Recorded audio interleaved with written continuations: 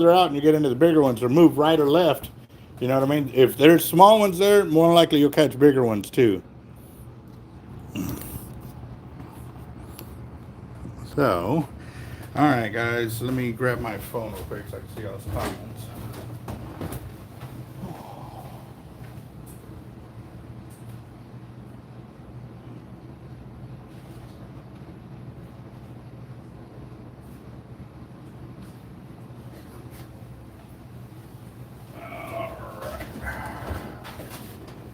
Here we go.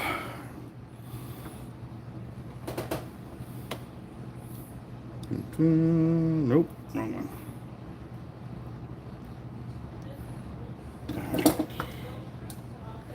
All right, here we go, here we go, here we go. Whoop, zero out the line counter first. Let's see who's on the channel right now. This is an HXW Raptor Plus MC that we are going to be spooling up. He's going to be setting it up for casting on the beach, and he's pretty much going for anything he can get his hands on. So he came in.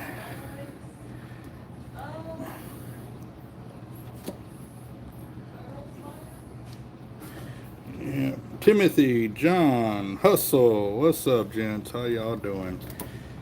Talk about a long weekend. Yeah.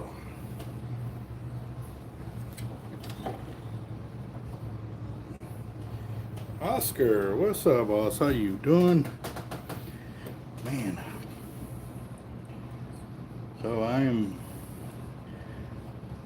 I've been packing up gear, getting with our subs that have, you know, prizes to be, that have been won, need to be shipped out and stuff like that.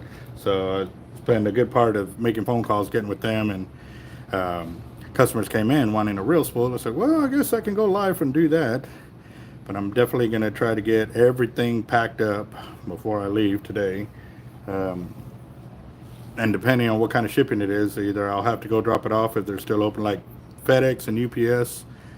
They'll still be open, but if it's USPS, then I'll have to wait till tomorrow morning. We'll see. So how's everybody's weekend?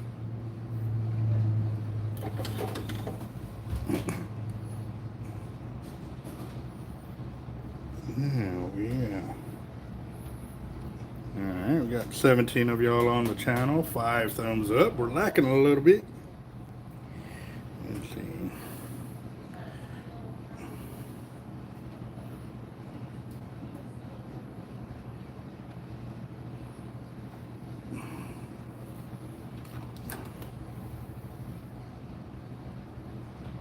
Alright. And I have tied the anaconda knot here, guys. This is the knot that grips the spool, so you can tell there, look.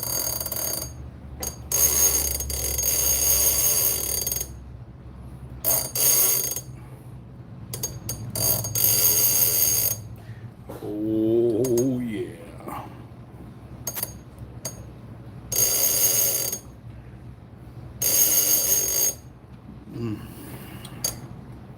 There it goes. Oh, God, I love that. I love the way that is. Oh, what am I going to do here? All right, got that. Line counter zeroed out. Make sure I am lined up here. No, I'm not.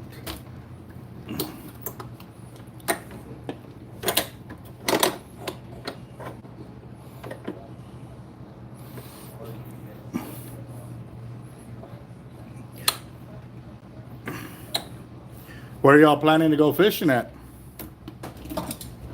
Usually gonna go to Sergeant, Texas. Do what? Sergeant, Texas. Oh, okay. Yeah, I've fished that beach a couple of times. I don't think I did any good though. We lost a lot of gear though. It's a hit or a miss sometimes. Roger that. So how long I've been down in Corpus? We just came to visit first time. Oh shoot. Okay. Well, if y'all have any questions, feel free to ask. I'm definitely here. We don't know where to begin. We're already starting to get on surf fishing. We usually just go to the beach or something like that. Mm-hmm. And we just do whatever we think is right. We just mess around with the beach and stuff like that. All right, so is this y'all's first bigger reel, or y'all have other ones? And Well, I have one that's that HXW that I got Mhm. from fishing on Loco a while back, and I was struggling how to cast that one. I have a breakwater offshore, yeah, tow foot, and I keep birds nesting. that HXW, is it an MC or non-MC? Non-MC. Non-MC. So I gotta use it though. Yeah. That's a pain. Yeah, it is. Yes. Are you using monofilament on it? What pound test? I only put 40 so far. That makes it difficult because the line is so thin, and it's a big old reel, so it spools off extremely fast. If you try moving up to 50 or 60 pound test, you might have a lot better reaction on casting and stuff like that too. So, yeah. But do you have any braid on that reel, or is it all mono? You know that's bad for it, right? These reels are actually designed to have braid on them. So at minimum, you need at least half the spool with braid before it actually, so it doesn't warp the spool. Gotcha. So, I didn't get braided and then. well, I mean, if you want to continue using mono, then yes. No, But no, I don't want to. well, no, what I mean is if you want to keep using mono top shots, but you can see my 4 HXW Raptors up there, and I use nothing but braid, and I'm casting with that. And I love it a lot more than casting mono. And those actually have 80 to 100 pound braid. So, yeah.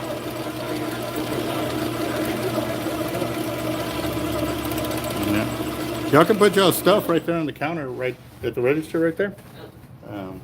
Yeah, I'm gonna be getting baskets soon, so people can put their stuff on. But yeah, I haven't gotten them just yet. Hi man, what's up, guys? What size weight are you throwing on that reel too? Want me to do like an 8 pound weight? 8 ounce? 8 ounce. Yes. Yeah, minimum 8 ounce. That will help to ensure you can get that spool to move, because what people don't realize is just because they are aluminum, it's still heavy to get that spool to move and get going. And when you're throwing a real light weight, you're not getting it to move at all. And then when it finally moves, it's moving too fast for the weight that's being thrown on it. So, yeah. But yeah, no, 8 ounce minimum plus bait should do you good. But also too, that you said it's a 12-foot Tidewater. What weight class is that?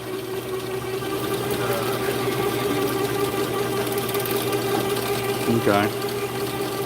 Yeah, that's the other thing. The rod has got to have enough backbone to push the weight of the reel. You know what I mean? So.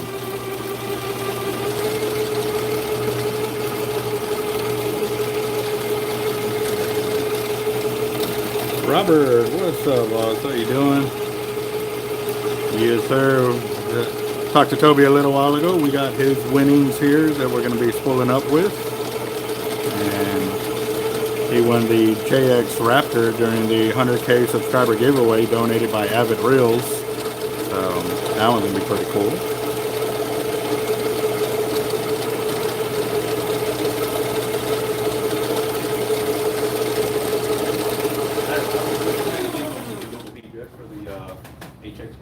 Mm-hmm. Yeah. Because I have right now it has like the medium heavy and moderate fast action. Mm-hmm. So I don't know if that's good. Yeah. I don't have a lot of experience with those Tidewaters, to be honest. And a lot of them that say that they're heavy action and stuff like that may be heavy to what they're normally used. You know what I mean? Heavy to them may be 30, 40 pound test. Heavy to us is 130 pound test, you know, so I would definitely have to see. You don't happen to have the rod with you? No. Oh. Yeah. And pictures won't do it any justice either, so.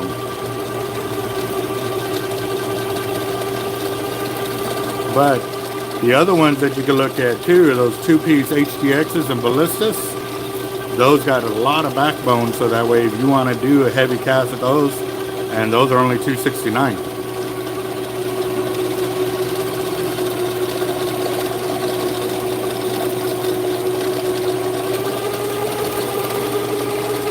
What's up, Joe? How you doing?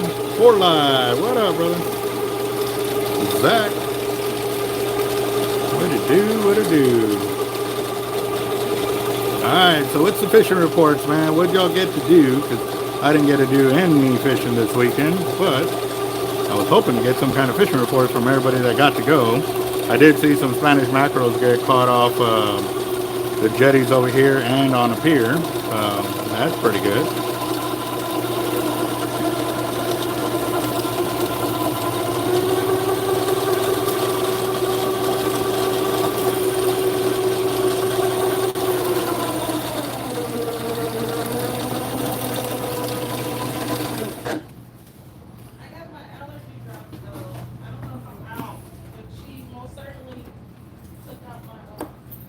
And we are setting this one up for casting, correct? Yep. Okay. So I got 780 yards of 80 on there. Yep. Oh man.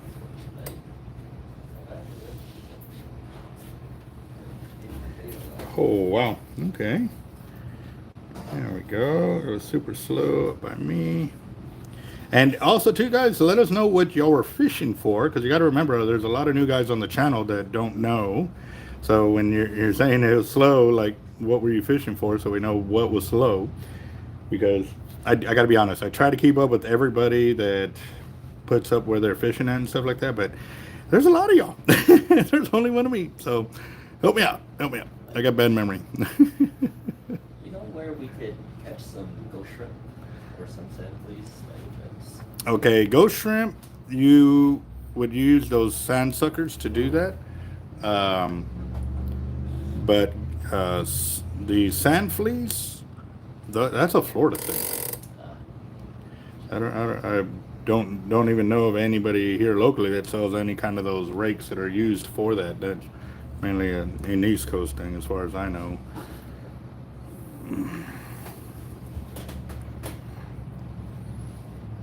There he goes. Catch whatever has a tail, yeah.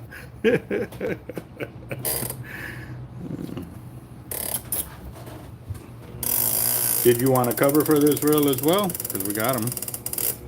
That's alright. Alright. So there we go, guys. 782 yards. And I have to cover the reel because you can see the reflection doesn't allow you to see it. HXW Raptor Plus. Oh, yeah. Very nice. Alright, give me a second, guys. Let me get this off of here.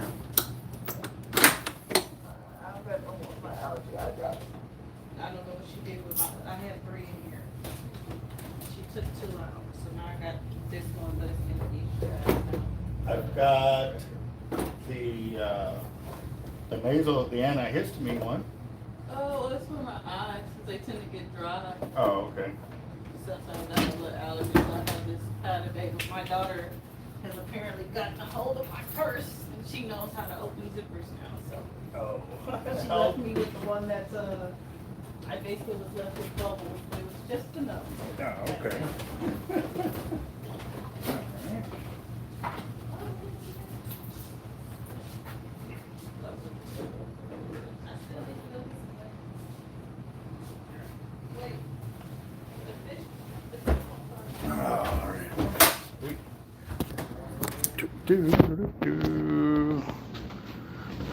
Hey, what's up? What's up? Alright, let me get y'all onto the hold over here, because I gotta fill out his paperwork and stuff. Oh.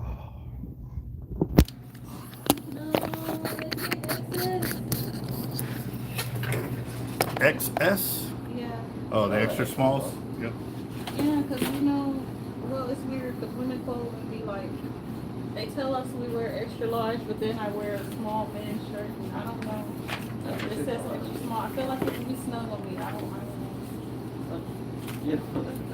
You know how they size those clothes?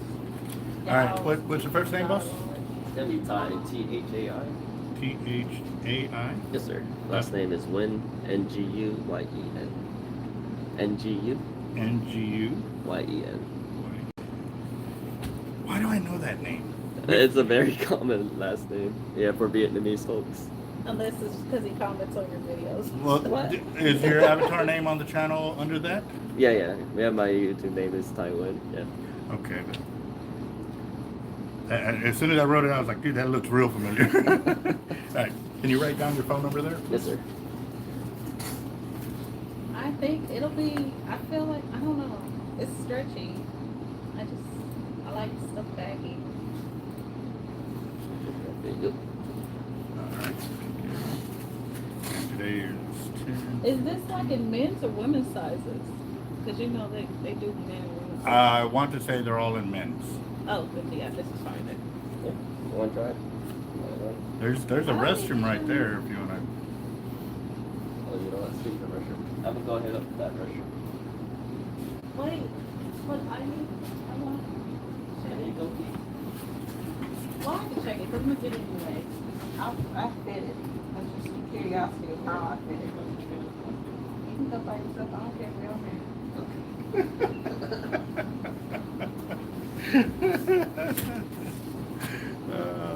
Yeah. Oh. Let's see. I wonder if he realizes that I have his rings. As he told you, he lost his rings. Yeah, go. Yeah, I have his rings in my wallet because last time we went fishing, he brought them. And I just saw him yesterday. Let's see if he gets scared or if he remembers.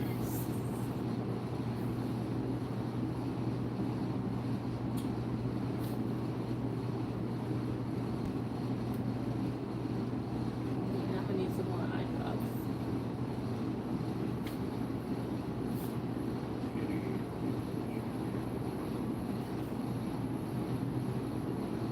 All right. Are we putting the fishing tackle on with the reel and stuff, or is it Oh all no, separate? this is me. It's My separate. setup. On every separate. Okay. Does he have any gear? Do you know? Oh, no, Yeah, I was he puts going to pay stuff- for it. Pay for the reel? He Yeah. puts some stuff. So you want to put it together or keep it separate? No, this is going to be just the real by Okay. itself. Yeah. It comes out 862.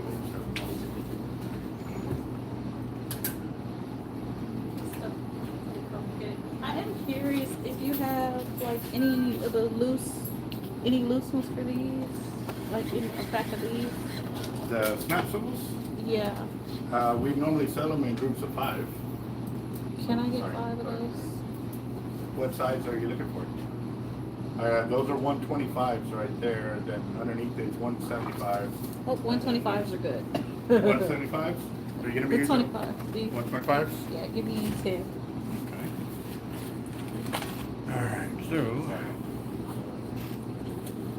Hey Ty, where are Oh. your rings on? Ty. You have them?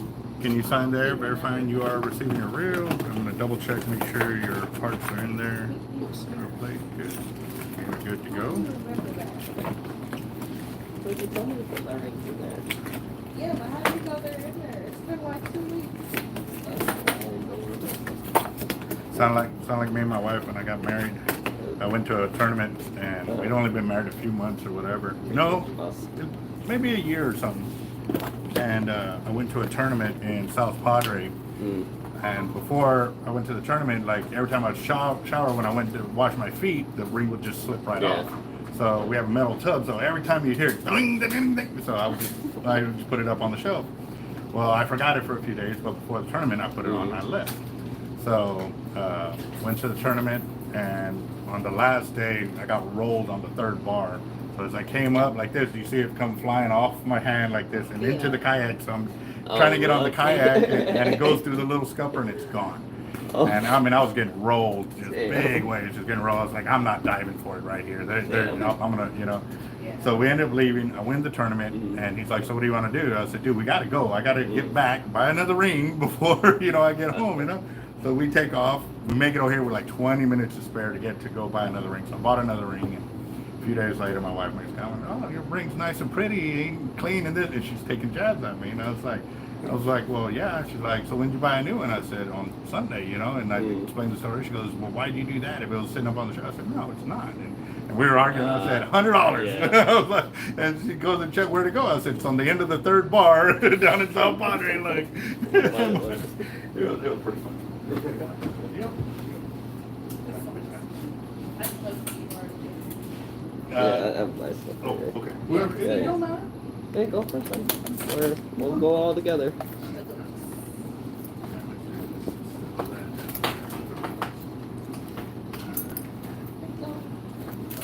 And if you can pull up the hand, we hold on to those. Yeah, because I was just like, I don't know where to put the hand. Oh, there. I'm blind. I don't have my phone. Don't worry, we don't run a pet shop. You don't even get bitten. This we would have been bitten a long time ago, too many times. So I just want to go get some leggings and some swim shoes. I have this irrational fear of walking in the seawater barefoot. My sister's toes got crab and it's hanging off my piece of meat. They managed to stitch it back on, but Yeah. ever since then, my dad's seeing all the I stuff. got you I'm some, like, he likes watching videos and there's this one snail or something that it looks like a conch shell. With It's the a poisonous snail that kind of stabs you. Is it a yes or no? And like one time we were kind of like picking up shells and I picked up a shell and I picked up one and I didn't realize. He was like, put that down. I was like, what? So we were down, so now I'm just like, shoes. Yeah. I can understand that for sure. Because before that, I wouldn't get in the water. Like, he still has to walk me out there sometimes. It's like, can you walk Well, if with you me? do, Like, I'm terrified. What? I just like, this is I take a slide out of my die while I'm out. Well, the one good thing you can do is don't walk out there with bait in your pocket. What is it? That's a big one right there. A lot of people like to go out there because they're fishing on the bar, so they have back bait in their pockets or I attached to feel them. like that's dark. Yeah, don't. I'll sit there and spray myself with my essential oils and be like, I don't smell like food. That's a good one, yes.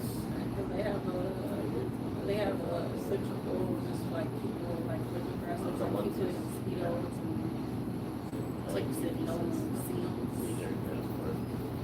At first I thought those seals were supposed to get a little black fleas on the ground, but then part of it says that there's small jellyfish that are in the water. And I was like, There's also like some fleas in the water too that it helps if you wear those stockings because they won't attach directly to your skin. yeah, because I heard stories and it made me kind of realize that there one point I wore the bathing suit and I used to get in the water. I probably had some in my swimsuit. You kind of scratch or rub it and it just makes it worse. Yeah. Oh, did y'all want to get any bait? I mean, I got shrimp and shrimp, squid, and shark bait and fish bites. probably some shrimp. You want to salt some shrimp tonight? You know there's an alligator gar leader, right? Oh, that's what that is? Oh, this one who's getting it. Now he knows. He's been talking about trying to catch gar with a friend. He's just like, I can never get it the hook. And so the only thing I told him was just like, there's one hook for the bait. And then this trouble will reinforces, when it kind of thrashes, if they don't catch it. Well, I will be brutally honest with y'all guys. But Depending they're on hard. where you fish for alligator gar, sometimes they are such a pain in the butt. Like shark fishing and all of that, I sit right about 95, 98% of the time. Alligator gar, freshwater here, lake methods, I'm probably about 5%.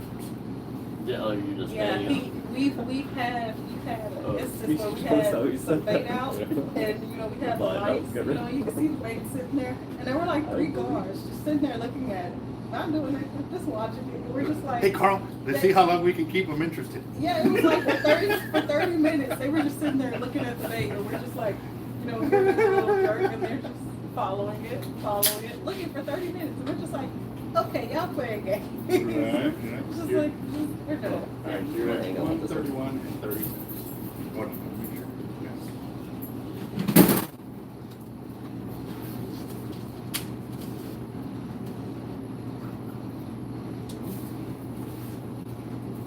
I got stuff.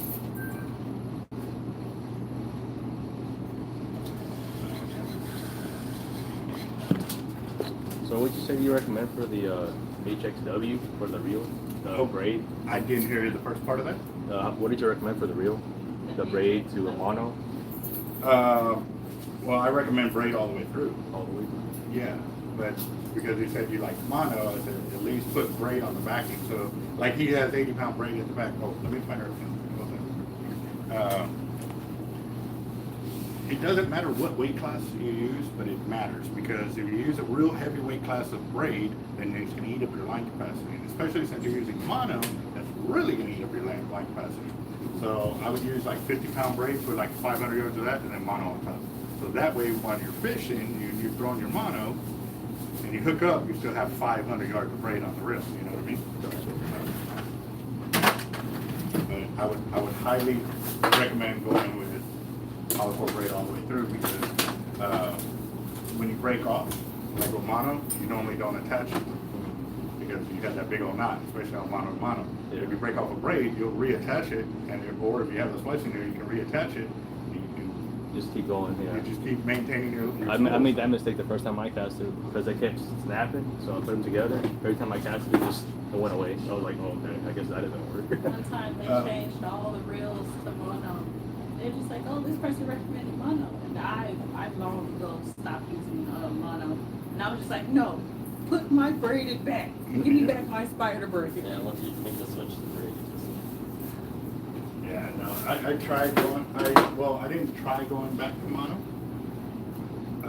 I fished a tournament that was required to use old school reels and you could use mono, but I was like, man, I ain't gonna spoil up a reel or braid just to use it for this one tournament and not do it for the rest of the year, you know? So I went old school mono all the way through, and about 2 hours into the tournament, I was so tired of the monofilament because all the stretch you have to do to set the hook and all of that. I was like, I'm never fishing the tournament again with a monofilament kind of deal. So if they allowed, you know, I'll do that. That I put in a bigger bag so that way you don't see how it's already starting to pigtail. okay. You kind of keep it bigger like that so that way it doesn't pigtail as badly.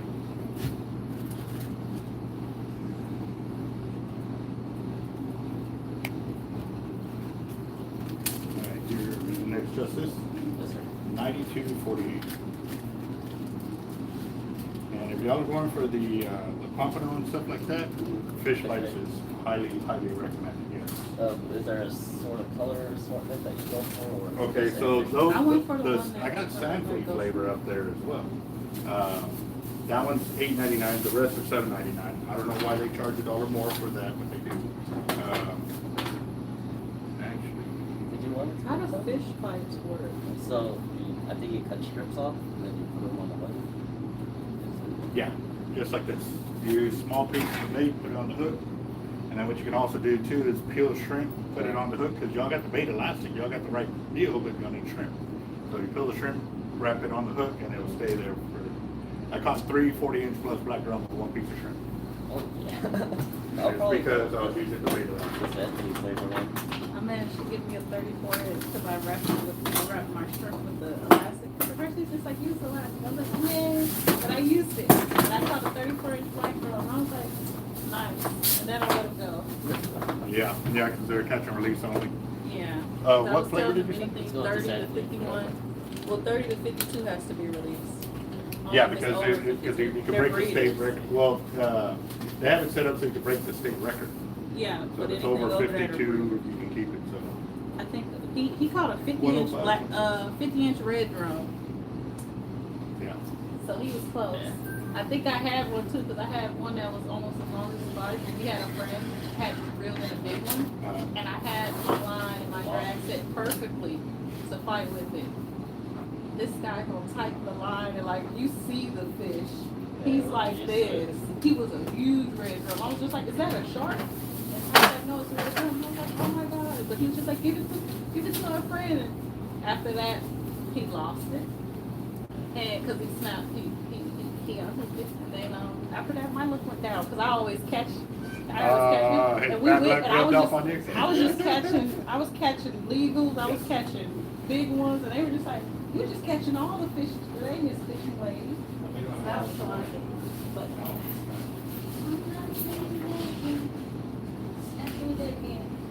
I would never pass off my luck again. All right, now the fun part. I like to lay my head against the door, so I don't know how. Well, what we're gonna do is we're gonna probably do a little frac line. Yeah,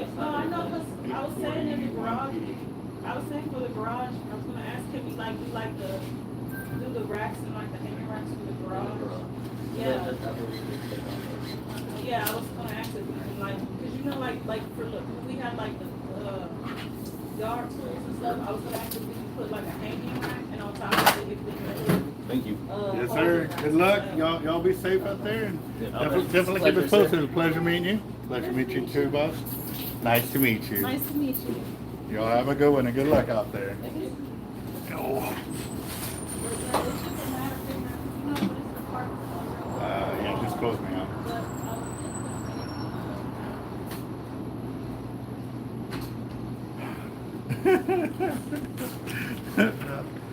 That was a lot of sales right there. Sold an HXW Raptor, a custom rod, braid, and a bunch of leaders.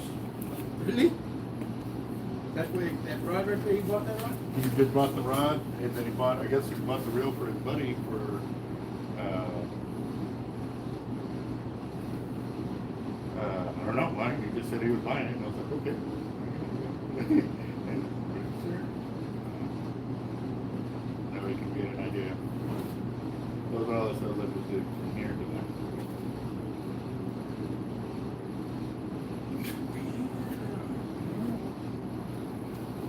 Definitely.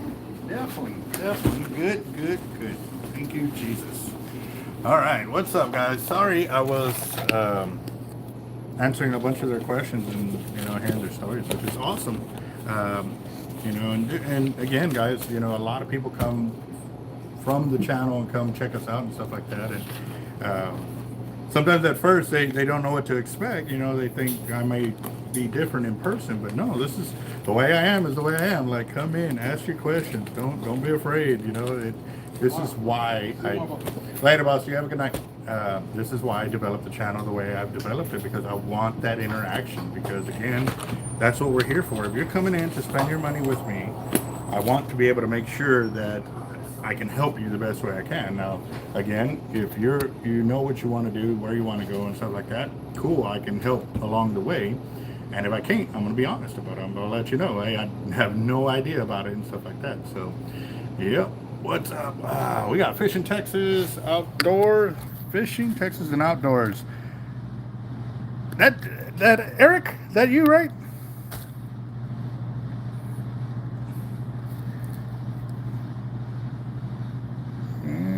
Skipjack Cindy, what's up? How you doing? All right, so hell yeah, what's up, Capt.Eric? What it do? Yeah, I just got into town about 3 o'clock, and I hit the ground running. As soon as I got here, I moved the trailer because we got to unload a 2,000-pound block of lead, and then get this. I started contacting whoever I needed to contact to get their addresses to make sure we are good to go. But I got a hold of Toby, and there's his winnings. This is an Avet reel, JX Raptor Plus, that was donated by Avet Reels. So it was for our 100K giveaway. So big shout out to Avet for hooking us up for our 100K giveaway.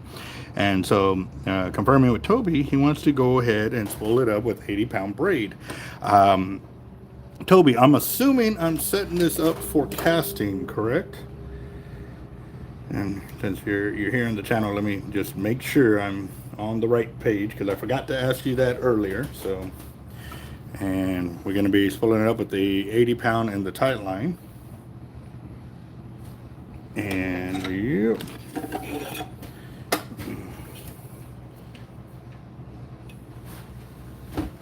Oh man, y'all are talking some fun. See some fun on the channel. Yep. Roger that. And got this.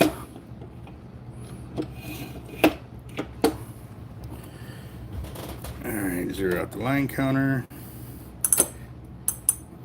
Take that off because right now I got no grip on the spool because there's not enough wraps on it. So let me see. Oh man. Let's see, come on, get off there. I did get some more information that we need to share. Probably end up doing it tomorrow, if not Wednesday, guys. We're trying to keep all the information that we are passing out as legit as possible, guys. Obviously, we don't want to be sharing hearsay. We want to share actual hardcore proof as we normally do. I mean, that, you know us. That's where we're at. But what I'm talking about is like the desal plant and the people that are coming up that are putting it out there to vote, guys. And I know we're a fishing channel, but again, too, if I don't do everything that I can to protect our way of fishing, then I'm not doing my job. And you know, protecting the environment, having the right people in place within your city that's going to help protect your environments is also just as important as fishing and talking about the right thing to do and stuff like that. So working with Rachel Caballero, you know, everything that she's telling me, she's got the paperwork and the everything, you know what I mean? It's in black and white. There is no, and it's all for public record as well, so you can go and check it out yourself. And yes, it's very important to bring all this stuff to light, guys, because if we don't stand up and fight for our city, guys, we're going to lose our way of life.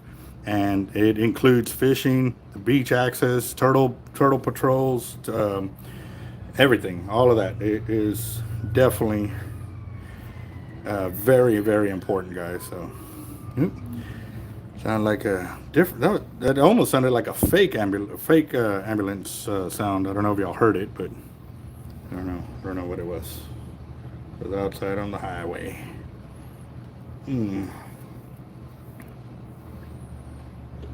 Yes, this is a JX Raptor, which is part of their jigging series reels. So it's for the guys that do offshore jigging for fish, tuna and stuff like that. AJ, snapper, and all of that. It's a jigging reel. It's a narrow reel. So, and again, guys, if you notice, I do not have tape on the spool because I am tying our anaconda knot. This is a knot that was developed by us years ago. And I want to make sure we can see this nice and clear. Give me a second. I'm verifying. All right. So right now you can see how it's nice and loose, right? So as soon as I put pressure on this, I'm going to turn on the clicker so you can see that the spool is moving. Move this up just a little bit.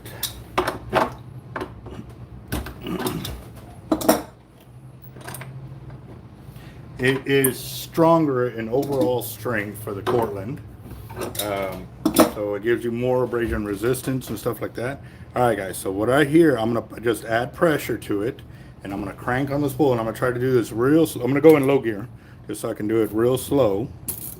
But you're going to pay attention to these threads here and here. You're going to see what they're going to start to do when this reel starts to crank. See it? Did you see that?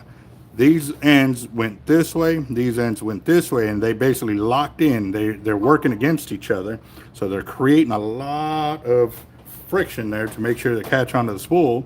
So that will ensure that the braid never slips on the spool, guys. So, yep. Oh, man. Oh, y'all are talking about pictures. I thought y'all were talking about ammunition. When I saw 50 Mike in there, I was thinking that. I guess it's the military in me. Sorry, bro. Oh, yeah.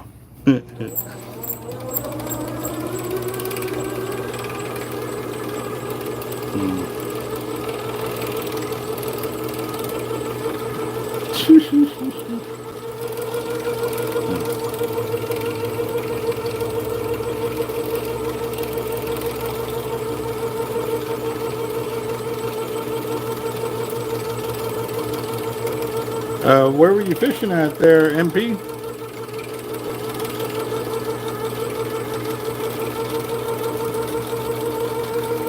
Ah, this pink looks beautiful on this reel.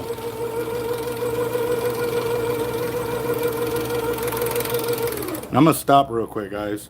Now y'all can see how well the braid lays on the spool. This is very important, guys. And the reason why it's important is so that way you get the maximum amount of line capacity on your reel without having to worry about too much gap in between your braids. Like stacking your fingers like this, you see how much gap is in between them? Well, imagine that on your braided lines there. If it doesn't sit flat on the spool, it's creating all these gaps, so you end up losing line capacity. So Now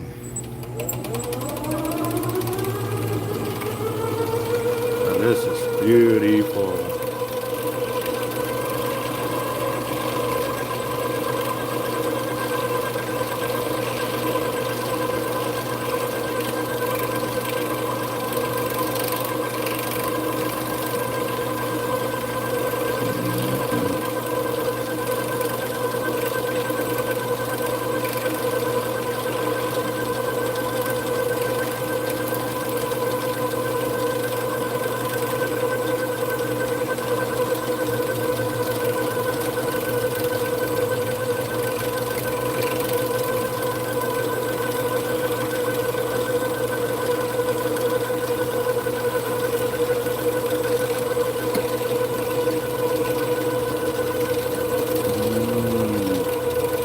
San Diego.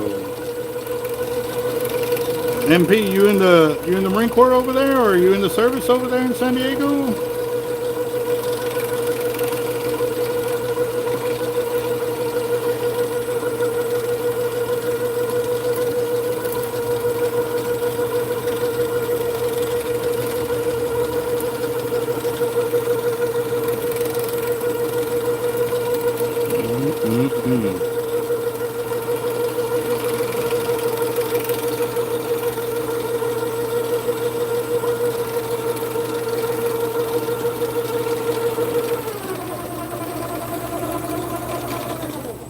Right there, we're at 362, almost 363 yards of braid, 80-pound tight line on this JX Raptor. Oh yeah, Avet reels. Whoop whoop. Pick that out. Yes, definitely. And remember, guys, we are doing the monthly giveaway.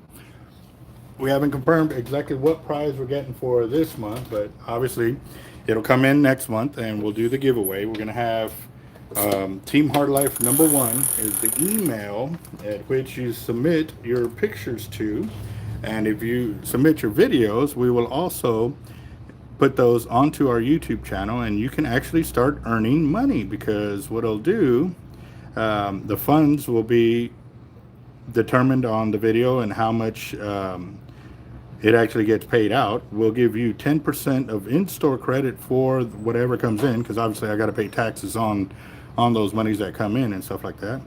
What up, boss? You still ain't picked up your rod? You worked so hard to get it, and then it stayed here. And I came in, I looked, I was like, Yeah, I was gonna get it in my Tundra, so I could just put it in the back window. oh, there you go. You ready? Ready for it, or? Yeah, once I start to Oh, okay. finish up. Yeah, I took the 2,000-pound block of lead over there. I'm just waiting for them to get over there with the machinery so we can get it off of there. It's on a trailer? It's on a trailer, yep. Yep. And I bought a big old engine hoist so we can use that to get it off, you know, but it's not wide enough to go around the trailer. So that's why we haven't been using it. The hoist isn't, Huh? the hoist isn't long enough, or Wide enough. around, what's sitting over the axis? Yeah. Yep, yep.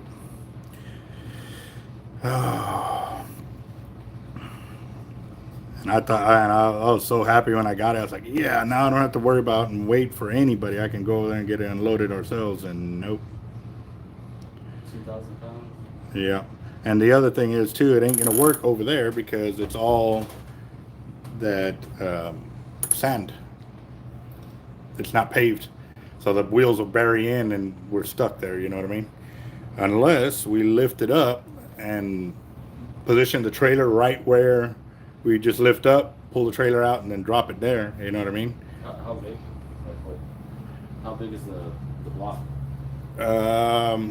Probably like 4 or 5 foot wide, about 6 inches thick, 6 to 8 inches thick. It's over 2,000 pounds. I just I need to go attach the trailer in the truck again and go have it weighed out empty, because I've weighed it with the block of lead on there, so I've already got certified with that. But I have to go back now and weigh it empty, so that way we know exactly how much lead we got on there. So.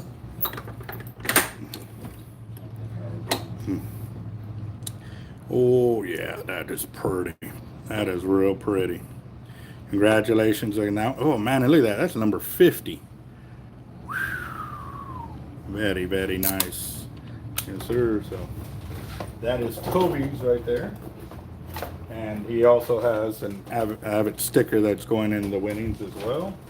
And all the other stuff that y'all saw get verified over there.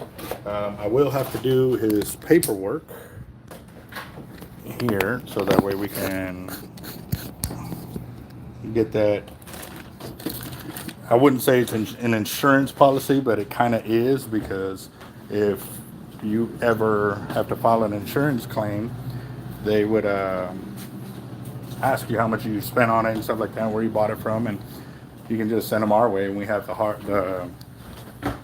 hard copy of it, and we set it up that way. So, yeah. Oh, let's see. Come on.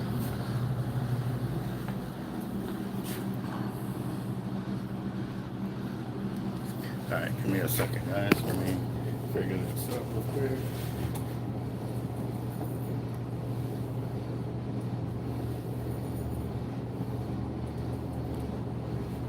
All right, Toby.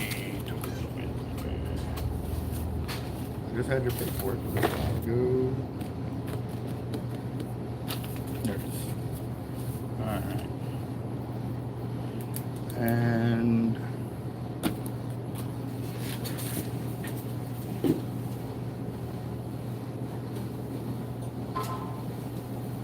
y'all get to see me box up Toby's winnings and everything he's got. He's got a big box coming. Let's see.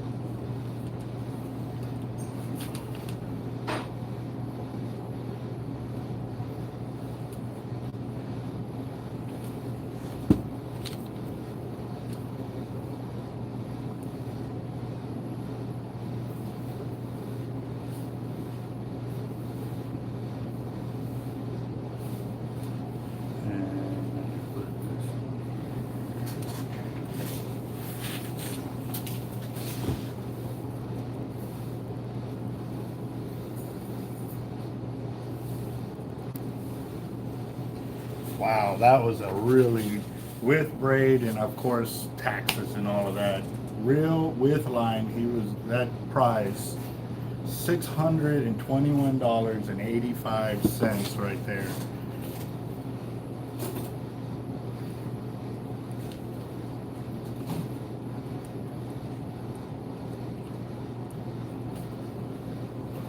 Roger that. Awesome, awesome. Oh, let's see. Okay, we got reels now to get all the rest of the stuff boxed up. So I'm gonna put y'all on the tripod and get that. Yep. Oh, yeah. Wait a second. Get this over here. The dynamics of running what we gotta run to get everything working properly. Tripod's over here.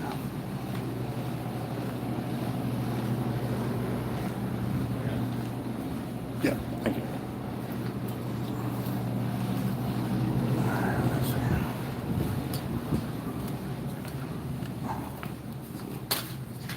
All right, here we go.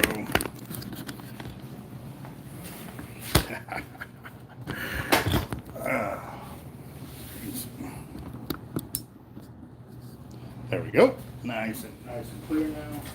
So I'm gonna have to set this up too. This is something else that I got. So that way when I'm doing the splicing and stuff like that, I figured I'd get away so that way we can actually start seeing or helping y'all see what I'm seeing. So that way when I'm doing the splicing, it might help. I'm trying to think of ways to make it easier to teach what I'm teaching. You know what I mean? A lot of times I'm doing it and I may be doing it too fast to be caught, so I'm definitely check it out. Yes, John, send me a text reminding me about that, because I talked to them last week about it and I got sidetracked, boss. So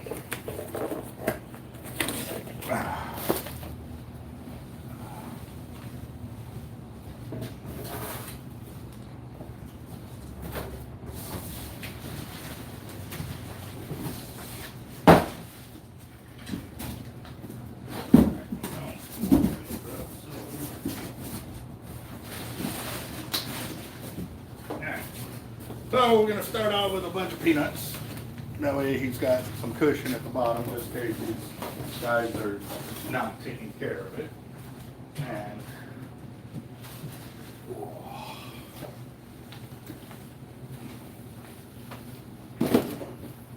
we are packing up one purple LX Raptor.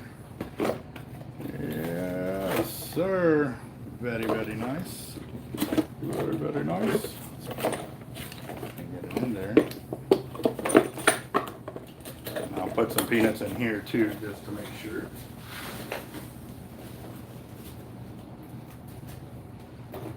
Okay. That will be going in there, but I need to put the bigger reels in first. I just had to pull that off. And we've got,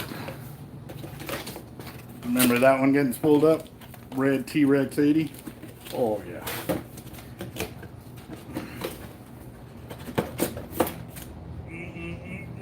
Oh, that burned. I don't know what that was. Allergies. Bad allergies.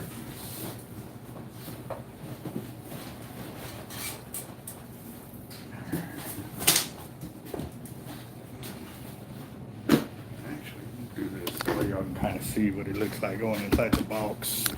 In the box.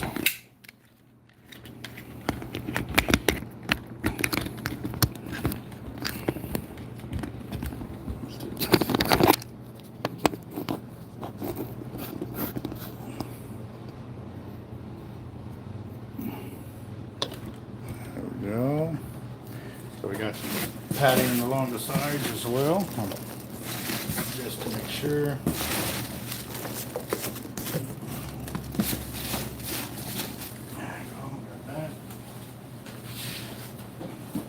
Then he's also got this other 80 T-Rex gunmetal right there. These are also some of the winnings that he got from the other fire drawings, the prizes that we had in there. So went ahead and put them all in there so that way he can claim all his prizes, plus the Team Hard Life sticker in there. Yeah. That right there. Now, actually, yeah, I'm gonna do it like that. The reason I'm gonna do it like that, I mean, I'm being as preventative as possible, but we have gotten packages in where they've hit them with the forklift. So I'm trying to give a little bit of cushion all the way around. You know, just trying to do a little bit above and beyond. And also too, I got the cushion here for the top end of that reel. I forgot about that. I just saw it just now.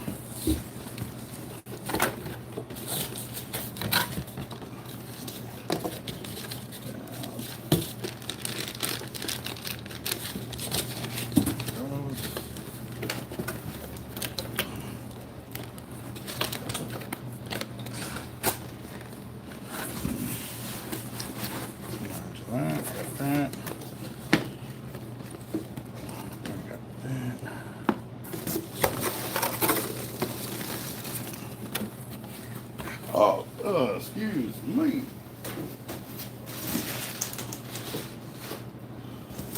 Oh, actually, yeah, I can do that.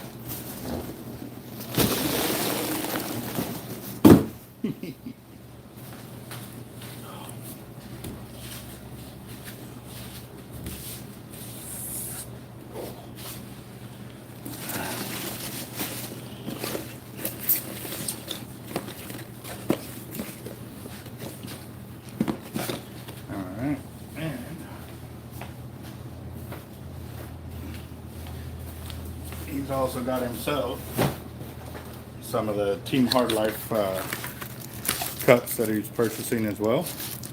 These are the glow in the darks. Well, they're all glow in the dark. All right.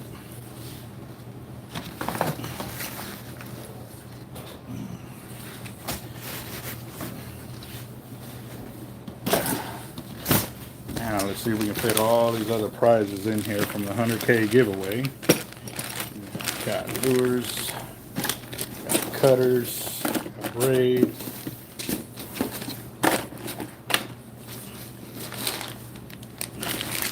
Gator spoons for days, for sure. That.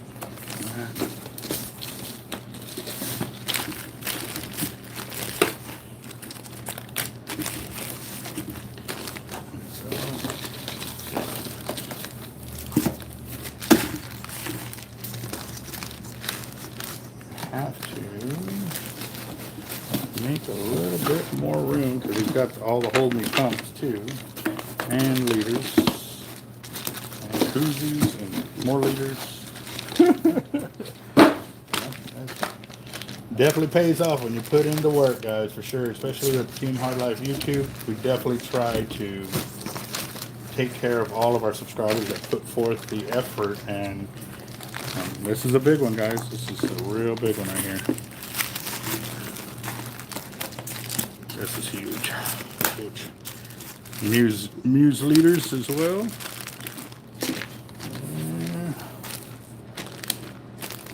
Thought the box was going to be big enough. Might have to ship them in a separate box.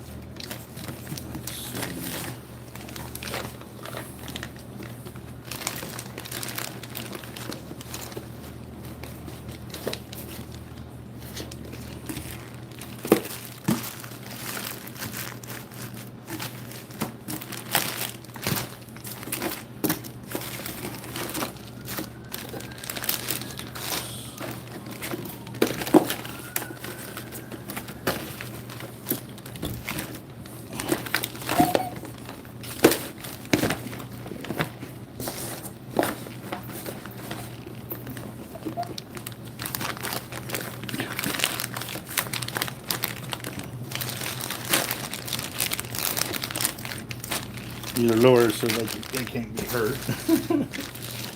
But we can use these other lures as padding around. And I think I got it. We got it.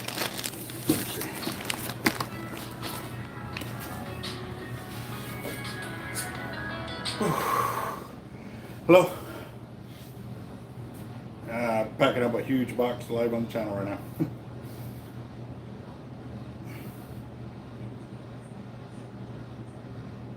No.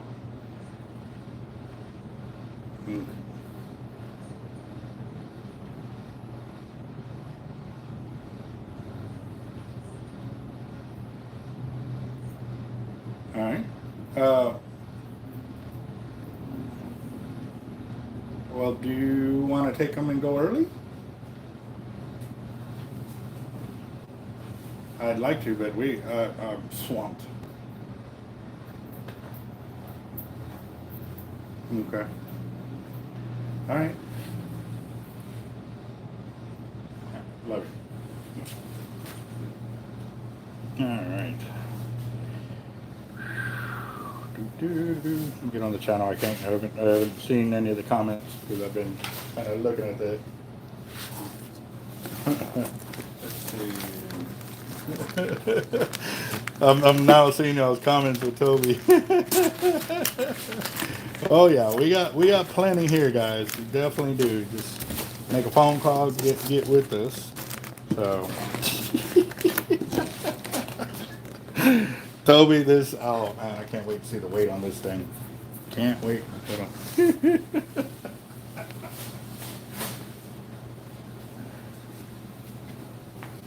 Alright, so I'm going to back up just a little bit because I'm going to have to put it on the floor so I can get a tape around it.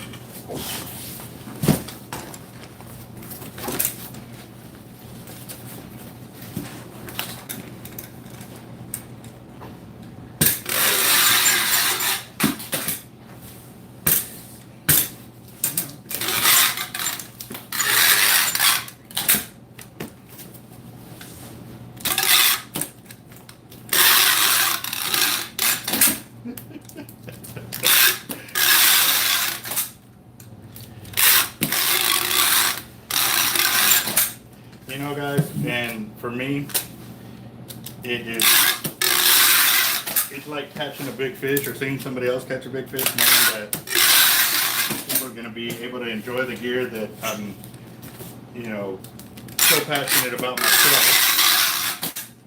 And it is pretty awesome, guys. When I see big boxes going out, it's definitely a treat for me. And we're out of tape here.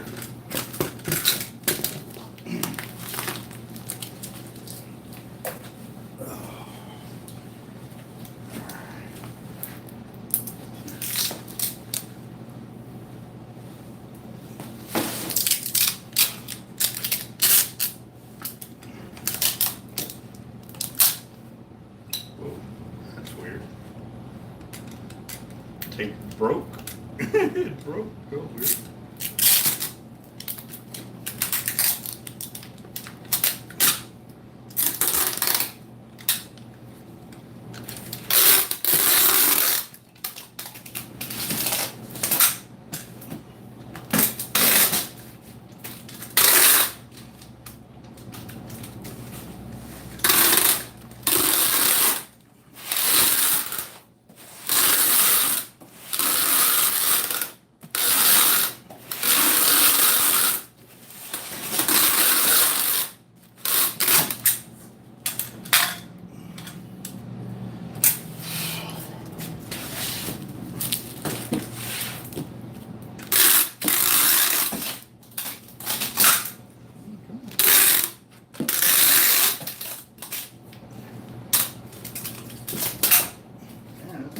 There we go.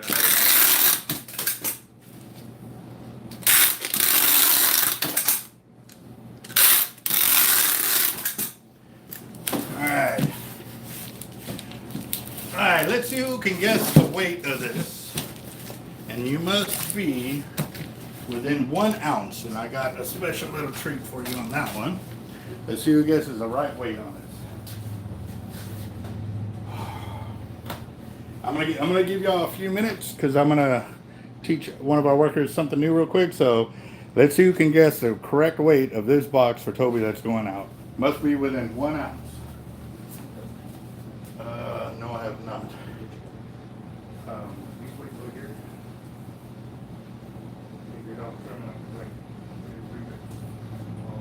Since I walked in, I already sold a lot of reels, boxing, all of that, and then Jeff sold the reel and then everything before I walked out. Grab that. And for this, I want you to actually clock in any manual labor business.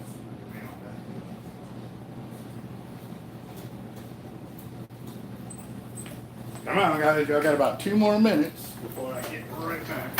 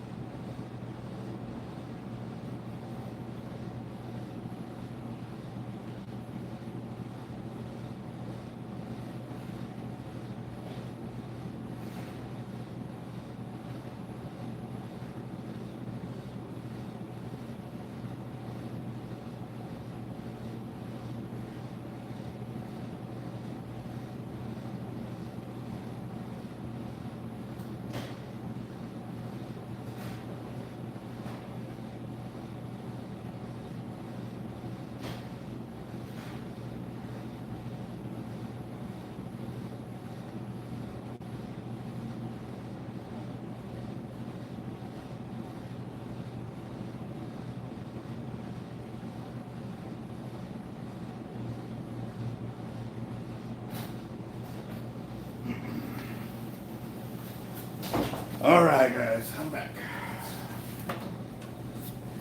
Here's our scale. See our scale. Turn that on. Oh, can y'all see it? Can y'all see it? Y'all can see it. There you go. Let's do this so he can walk by. All right, here we go, guys. Let's see who's the closest.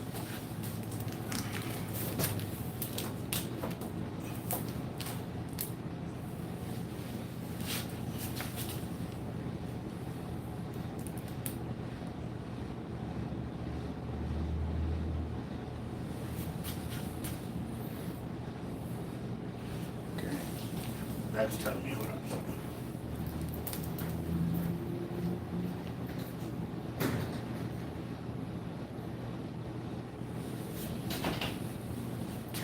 £41 and 12 ounces. 41 pounds and 12 ounces. Who got it? Who got it? 41 and 12. Oh, somebody in the 40s. I see 42 pounds, but nobody got 41. Dang it. Yep. Well, next time. All right, let's bring this around real quick. How you doing, boss? I was looking to get some line put on a reel. All right, what you got? 80 watt. Bring it on in. Oh, yeah. So we got another reel to fill up. So 39.13. Well, actually, the one who had 42 pounds was the closest right there. They were four ounces off, which I think is good. What? How you doing, sir? Doing all right. Well, it's live on the channel. Pretty good. So what are we doing? I was looking to get either 150 or 200 on it. All the way through, or? On The added top? on to that. Okay, you know this is 200 pound, right? Okay, then probably 200. Okay, so what we can do, if you're looking for, what'd you say, 150 or 130? Well, 200. What? Or I also wanted to see what you would think, because when my friend and I had bought it, it was already spooled up and we forgot. We didn't really know exactly what was on it. Okay, so do they know who spooled it up, or? Nah. Okay, so one of the biggest things about us here is we like to down spool the reel to check the knot. Okay. You have no idea, how'd you find us? I don't know. I really don't remember. I've seen the shop. I know y'all have a channel. Okay, so that is a big thing with us. I buy y'all's leaders. That's the other thing. I used to buy y'all's leaders over at Causeway or whatever. Uh-huh. And when they would be out, I normally go to the regular store. Right. Oh, Toby, I gotta reopen the box. That is your reel. How did I do that? Oh!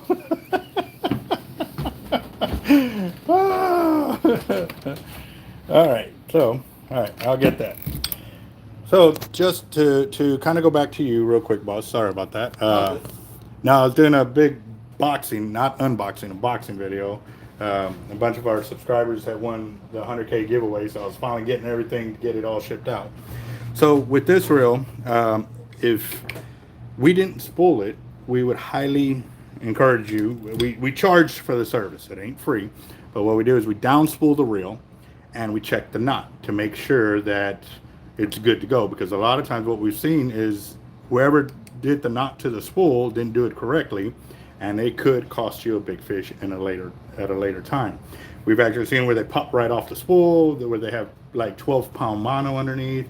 We've seen where they have braid and it's still slipping on the spool. So when you lock over a big old fish, the line will be coming off the reel and you're like, dude, we're locking it over, and nothing's happening.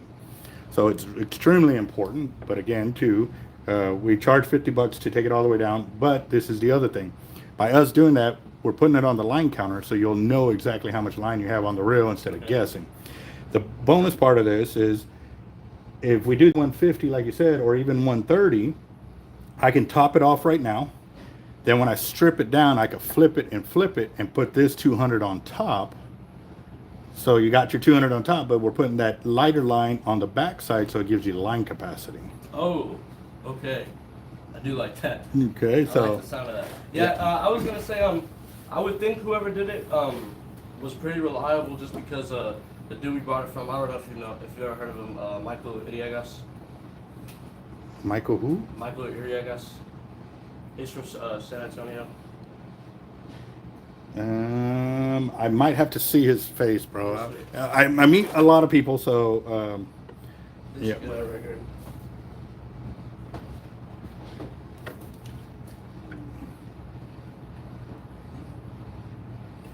Okay.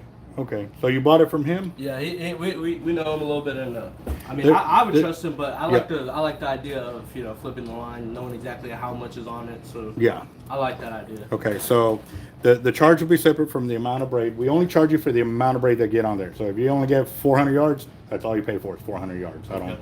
And so what we'll do is I'll splice into it first, spool it up. You tell me where you want it to stop, because once I pull it off and flip it, it's going to get to that same line capacity. But actually, it might drop down more because you see how it's reeled in. It's got a lot of gappage. I'll fix a lot of that gappage, so it may drop Get it a down a little little bit. extra bit. Yeah. Yes, sir. So now what you get to do too is decide what kind of braid backing you, or what color braid backing you want. I have, I'm looking to probably do orange, or maybe like white, only because the other lines that's on is orange. There's another orange shade on there, and then well, cream shade. you want to go with a different color. So I can know. Exactly. That way you know, hey, especially since we're putting it at the back end, if you're getting spooled off and we only put 400 yards and it's a different color, you'll know, oh, dude, That's I'm 400. I'm on the last 400. Okay. And what do you y'all have mono? No. Okay. Well, then And never mind. and we don't even encourage it. Yeah, because I had seen people do it, but when we bought from Michael Erigas, all of his reels were all braid. Mhm. So. Same thing. Yeah, I had looked at that too. Yep. So, all right. We'll just need to decide what color you want to go with. I do have white 150. Oh yeah, and would you recommend? Because I don't know off the top of my head what other line is on there, like what pound the other line is. You say that's 200 right there. That looks like 200. Yes. Yeah. So by us filling it up, it's giving me the exact line capacity that I need. So that way, when I unspool it, flip it, and then put it back on, that the line that's on top will be underneath this, and this will be on the top end, and it'll fill up to where you need it to be. So that's the only way to legitimately, okay, I'm gonna, I think I broke off all the white line that had been on it. Should be all orange. Yeah, it looks like it. Yeah. So, Yeah, well, that's some big. all right. I've got chartreuse in 150. I got green or white in 150. I got chartreuse again. And so, are you thinking that more than likely with the new line I get would be better off on the bottom? That's where we're putting it. Oh, okay. I just, right now, like I said, I have to put it on top, so I know exactly how much line capacity I can add on to the reel. And then I'm gonna strip everything off and flip it, and then this new line will be underneath it. But it'll put this 200 pound on top, so that way you still have that line strength for up close fighting, but you got line capacity in the back. Well, I'm only saying because there might be something different than the 200 further down on it. Well, we get to there, then I can remedy that. Which color was the chartreuse? There's green one on there, and that one up there. The white? The green? Oh, okay.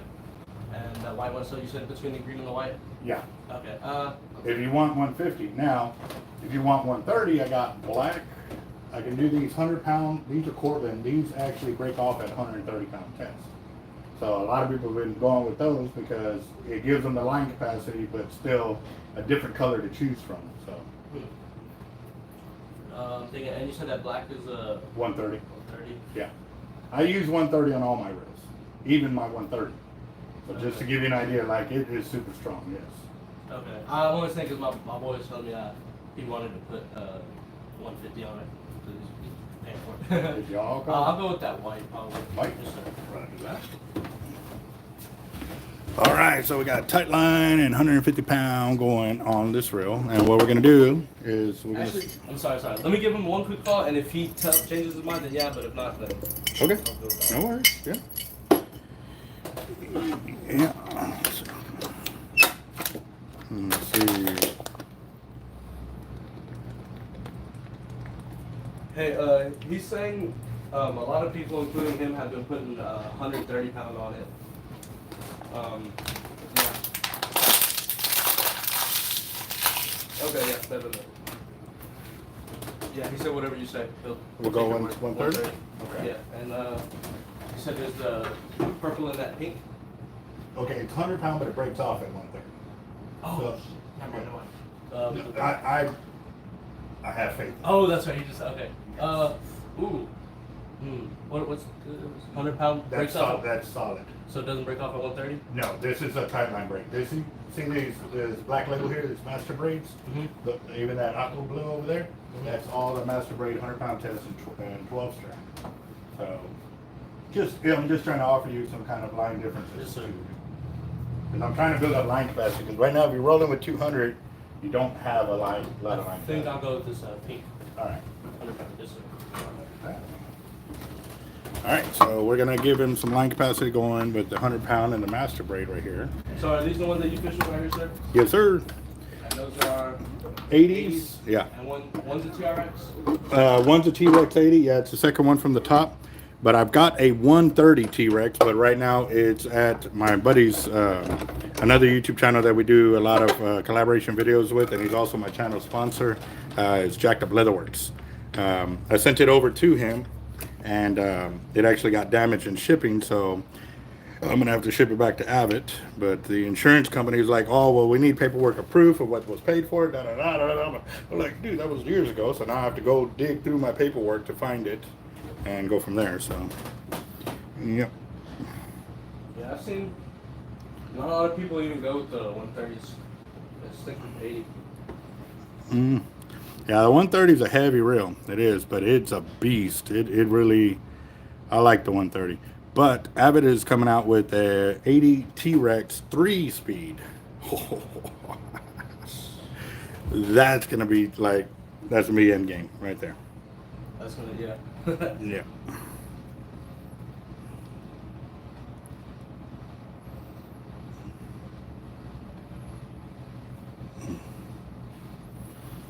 Let's see.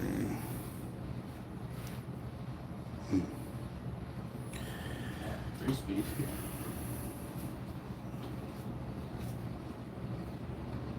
Yeah, might as well check the knot at the bottom. Oh yeah, we're still gonna take it all down just in case to make sure it's all the same weight class of line. If I do find something different, if it's still thicker than this one, then I will still strip it off. But I'll give you a judgment call at that time. So. Yes, sir.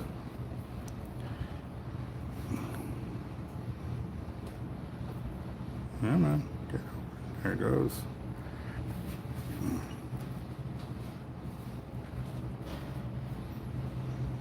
Keep an eye on my rod. It's sticking out the sunroof. Oh, okay.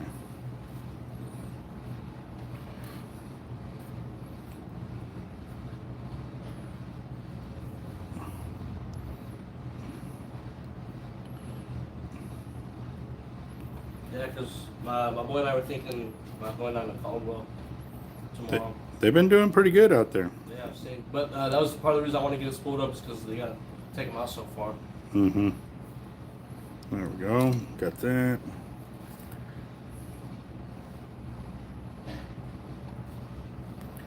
Oh, don't tell me I pulled it out too far. I sure did. All right. Did you see some guy had got a little hammer in the 4A channel the other day? Or a couple weeks ago? In the channel? Yeah. Oh, wow. Like at that little pier. Nice. I saw that they posted up a sailfish over here in the one of the inner channels over here in the Laguna. Oh, really? Yeah. That's a long way from home. Big time, yeah. That's pretty cool though. Be nice to be on those pier and catch a tuna. Yeah.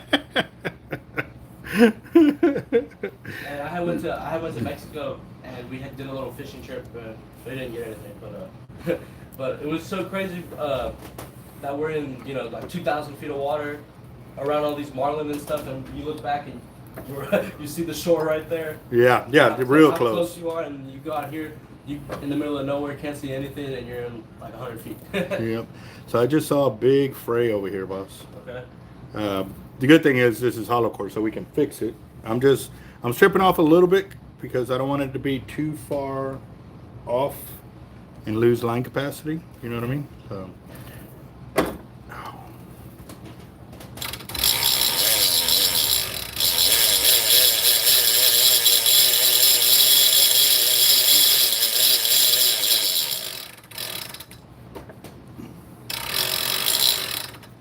Yeah, that's a bad fray right there.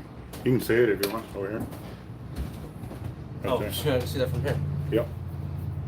Sorry. I say, well, I can cut it and slice it real quick. That ain't no biggie. What's the deal with this grill right here?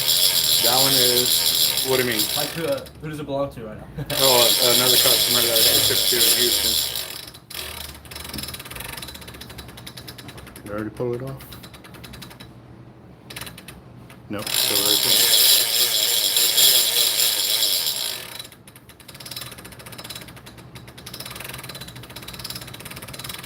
There it is. Yep. Fray right there. Not too bad. I mean, it would still hold, but yeah, we're not taking any chances. All right, let's see.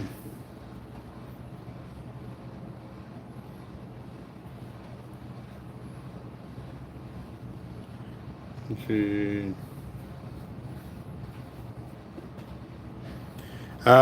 No, just I was a basic Marine aviation ordnance. We didn't have to go through the sniper school training. We did have to learn how to shoot the weapon, and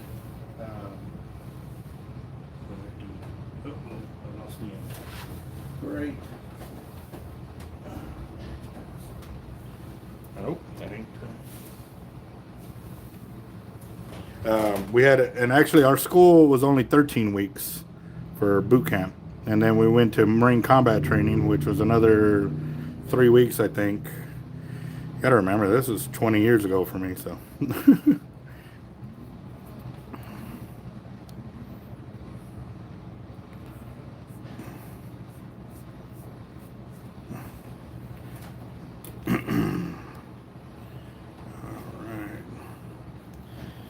So I'm sorry to interrupt, but can I get can I buy a drink? Yeah, go ahead and grab me one, please. Gatorade.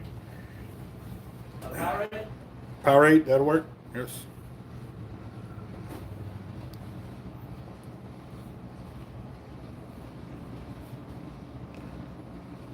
Blue or purple? It don't matter, whatever you grab, bro. I'm gonna bring my rod in, so I'm not worried about it. That's fine. All right.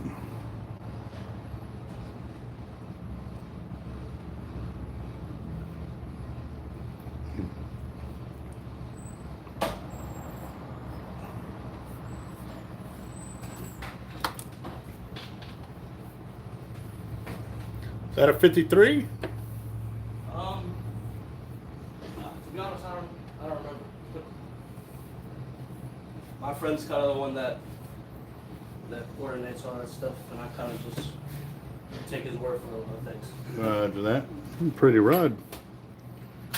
Let's see. Yeah, the guy that made it, he kind of, it was like his first shark rod that he ever made. Oh, wow. He kind of, yeah, he wanted to challenge himself.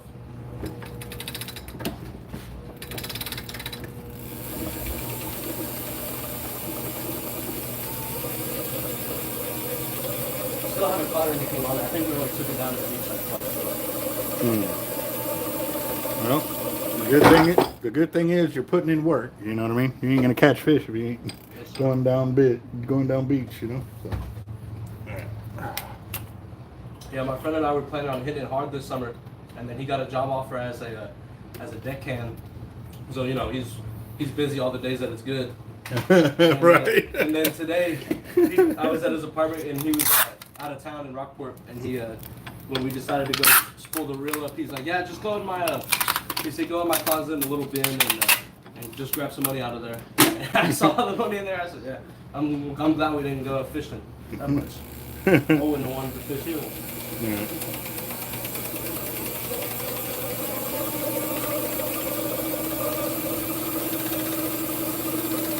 The other thing y'all will want to practice on is how y'all reel in, because when you're going left and right too fast, you're stacking PVCs. You ever have work with PVC pipes, or you get a whole bunch of them and you got one that's not in uniform with the rest, and it throws the whole section off? Well, that's what you're doing here. Okay. So you see how it's nice and straight up and down now? That's what you want to be looking for. If you see any cross patterns like that, you're too far. So kind of straight up and down. So you can turn the crank as fast as you want, but when you're reeling, you only go You know what I mean? See how slow I'm going in comparison to the crank? Yeah, it's all vertical. Yes. Yeah, see, I'll reel in and I'll see that one end is a little higher than the other, and so I'll be trying to like make up for it by Yeah, filling it in. Yes. Good. Yeah. All right. But if you start doing this from the beginning, like once I put it all on there, it'll all be straight for you. Just kind of mimic the way it looks already on there, and it'll make it a lot easier for you. But also too, it'll improve your line capacity too. So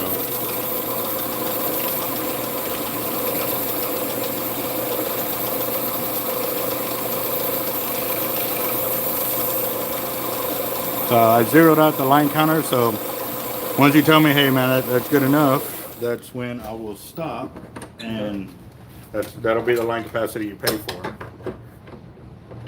plus the downspooling, because it kind of, it's the long way, but it's the safest way for me to give you exact amount of line that you need. I'm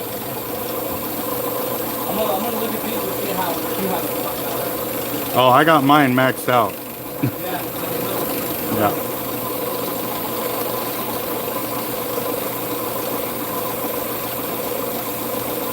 For y'all, I would recommend backing off. Probably go flush with the spool, so that way y'all have a little bit of gap to play with, because that 200 pounds stacks fast. And again, think of PVCs. You can stack them all nice, but if you throw one like this and try to stack more on top of it, it's That's not. the whole gap that it's gonna add up on top. Exactly. Yep. And right now I'm already over 200 yards that I've already added on, so I'll probably end up getting about 6 to 800 of 100 on here, which will be good because that 200, you don't have a lot of line capacity on the reel, but that's also, you know, you may be catching the sharks up close, which will be good, but when he decides to run away from you, you're still good because you got a lot of line on there, you know. When I do 130 on my reels, I'm anywhere from 2,400 to 2,600 yards of line on there, so. Did you ever use Mario Top Shot? I did about 15 years ago, and I stopped using it, so. When I started noticing how well the braid works by itself, the hollow core. Yeah. The braid doesn't really burn my finger too bad, but also too, I'm not like putting a lot of pressure on it. I mean, I'm feeling the braid, but I'm looking for any defects in the line, so.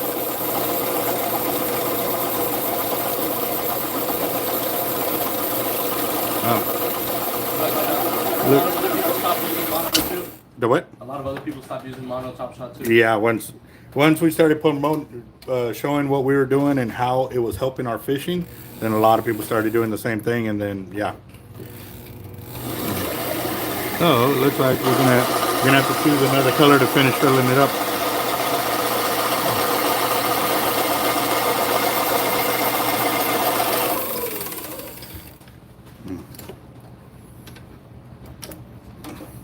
But you got 475 yards of this one.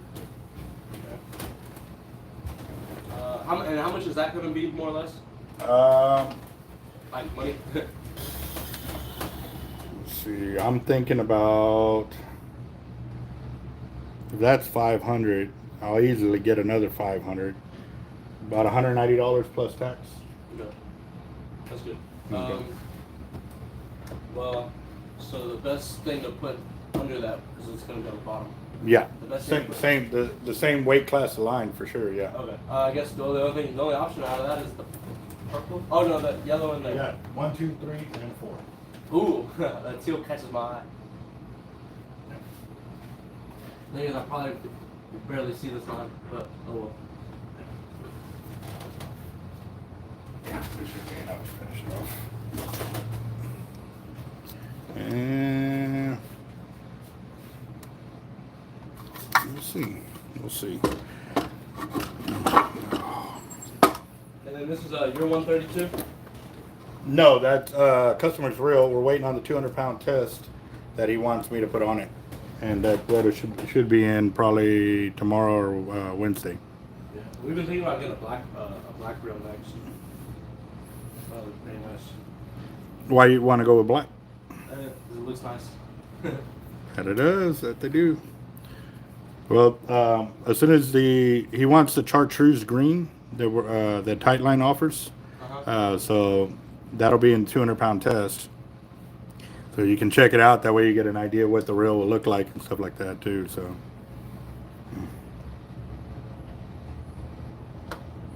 There we go. Let's see. Actually, we don't use any mono here because we don't have any rocks unless you're fishing around the jetties. But even then, I use straight braid when I'm around the jetties too, and I have no problems with it. Yeah, when I first got my 8,000 spinning reel, I put some mono top shot on it, and I had broke it off the first day. I got stuck on a rock and it broke at the knot, and so I just never replaced it. And we not lost a lot of fish on right there, so no reason to switch. Yep. Yeah. Anything we break off 4 times out of 5 isn't on the rocks. It's just running out, pops off. Yeah, get cut off. Yep. Yeah. Well, that's the thing about fishing. There ain't no. Well, we found one good way and another decent way. One was we used coated cable, 135-pound test, put 600 yards of line on the reel, but we realized that it's so heavy trying to hold it and tow it out there, even with the jet ski. Like, we got it out there, but no cutoffs, but we also didn't get picked up. I mean, it was just a bad weekend of fishing, but it was just extremely heavy, but 0 cutoff. Now, the other way we did it, we had Kevlar braid that was made by Jerry Brown, and that one was really expensive, but he too 0 cutoffs. He didn't get cutoffs till like a few years later, but again too, he never came back for me to check. I was like, dude, you got phrased, like you got to fix it, you got to maintain it, and he wasn't doing it. So he hooked up 2 monster fish, and he still didn't come back and fix the braid. Like, dude, you're gonna break off, and he did, and yeah. This is good one. yeah. So like that, what I showed you, that fray, if you're seeing that while you're out there, just remember, hey, I got a weak spot in the line. Try to get over here and get it fixed as quickly as possible. Yeah. Hey, John, that is a really good idea. And actually, I had bought some a while back, but I don't know what I did with them. So, because I use tape to hold the handle so it don't spin off and stuff like that. And one of my subscribers, because I'm live on the channel and they're commenting with me, he was saying to use Kevlar, or not Kevlar, Velcro.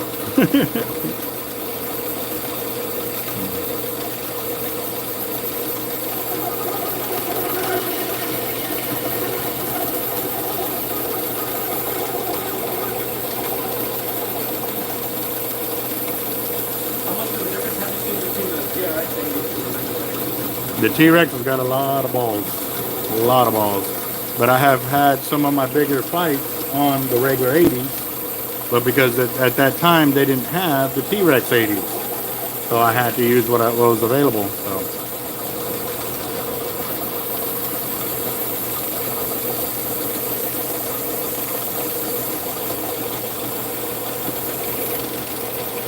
And now you can tell your buddy too, hey, if you got any questions, you want to see what he did, it's on the channel.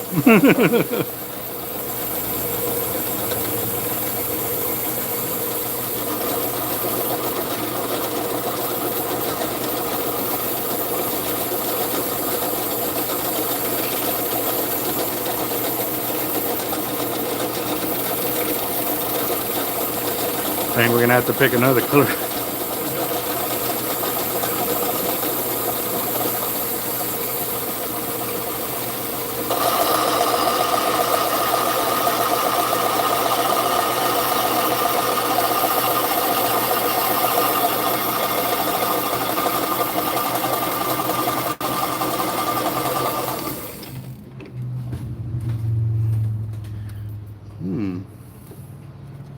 What is that?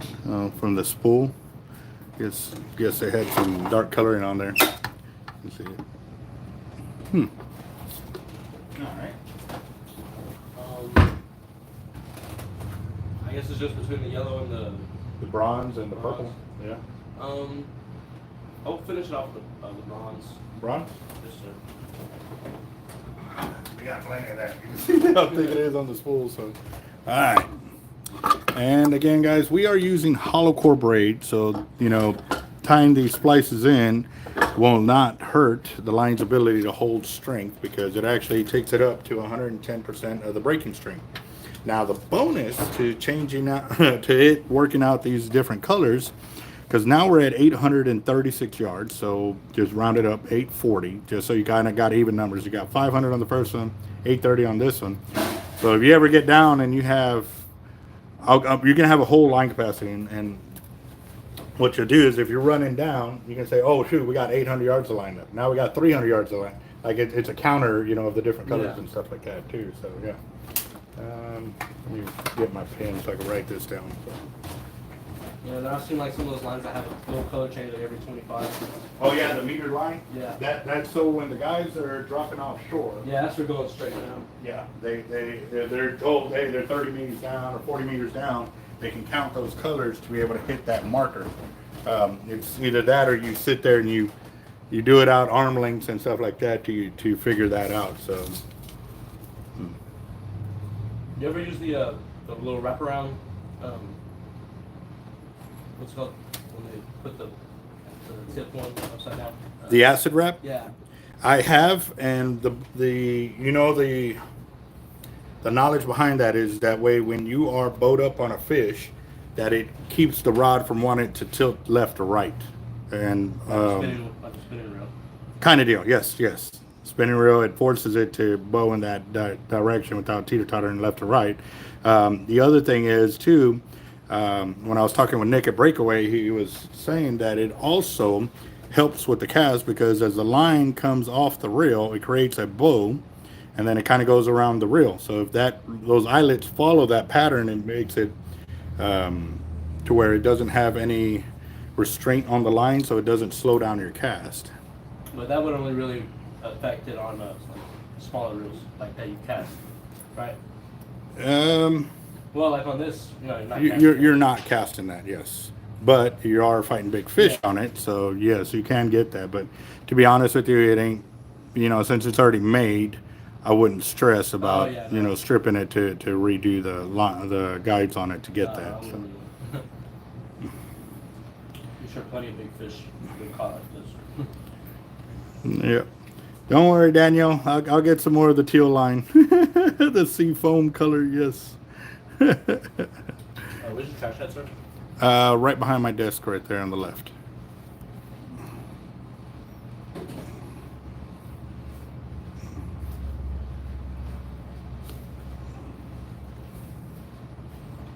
Yep. Looks like I'm gonna have to get with Cortland and get some more braid in for sure. So. The one thing I do love is they got 5,000 yard spools of line. It's a pretty penny, but it gives me the ability to work more braid on the wall in smaller areas, so. All right, here we go.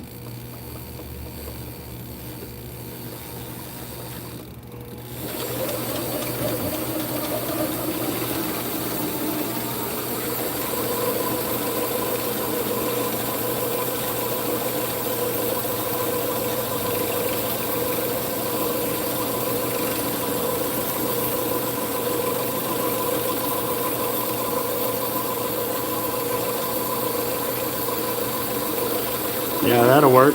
It'll go 500, 300, 200.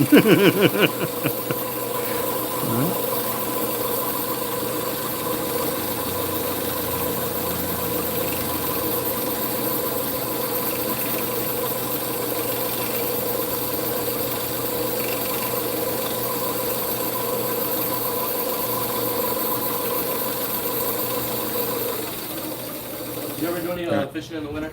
Yeah. Shark fishing? Oh, yeah. Yeah. Yep. Like duskies and sandbars. Dusky, sandbar, makos are out there at the time. That's what I was about to ask. There's still tigers and black tips and stuff like that too. Yeah.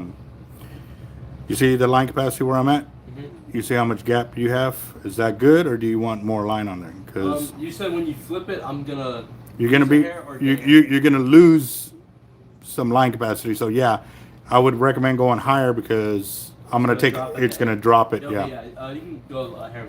Okay, so it's gonna take that original quote from the 190 a little bit higher too, so it'll So be, about like 230.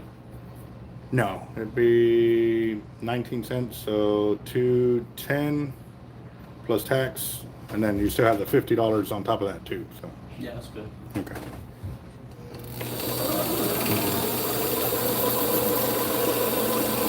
And you paying cash or card? Can I mix? Yeah, you can mix. I'll stop it at the next, at 1,100 yards, that way we see what it looks like, you know what I mean? So.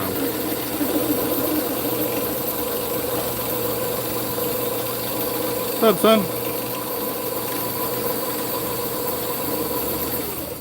Right there. How's that look? And it's gonna. It's still, I feel it's still gonna drop some, so.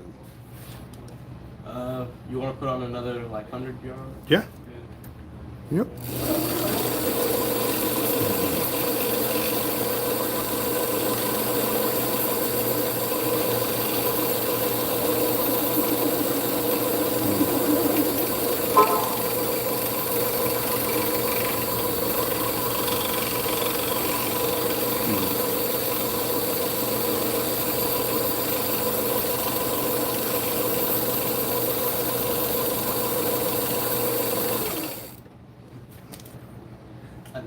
You like That's that? a good stop. Hmm? That's like a good place to stop. Roger that. All right, so we're at 1,200 yards that we added from that position. So like, I gotta cover the reel so y'all can see the number right there. But we've got enough gap. But again, too, pay attention to that, because once I straighten out all the other line, it should open that gap up just a little bit more. So now it's time to cut this off and downspool it, and then we'll flip it and go from there.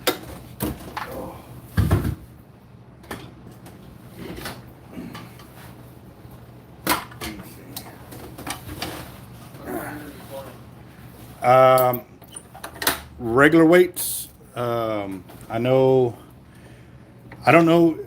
Hold on, let me see real quick, because I took the trailer over there to get the 2,000-pound block of lead off of there, but I don't know if he's gotten it off yet because I haven't been on my phone. Does that mean I need to melt down ingots? Yeah, Okay. but that's if he's got it off the trailer. If he doesn't, then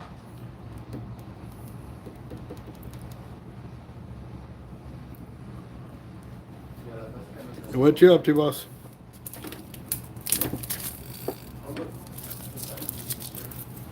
Okay. Do you think we'd be able to get it off later on, or? They're just a little short. Okay.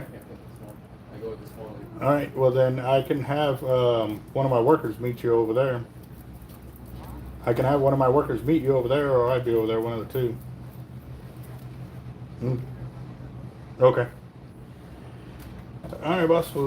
We'll see you in the morning. Okay.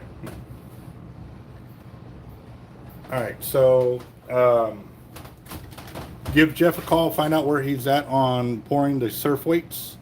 If he's got it all poured out and he's about to come over here, we'll tell him not to turn it off so you can go over there and pour out regular weights until we run out of the lead that's there. But there is a small chunk on that block there that can be burned off. It's probably another 20 pounds sitting on it.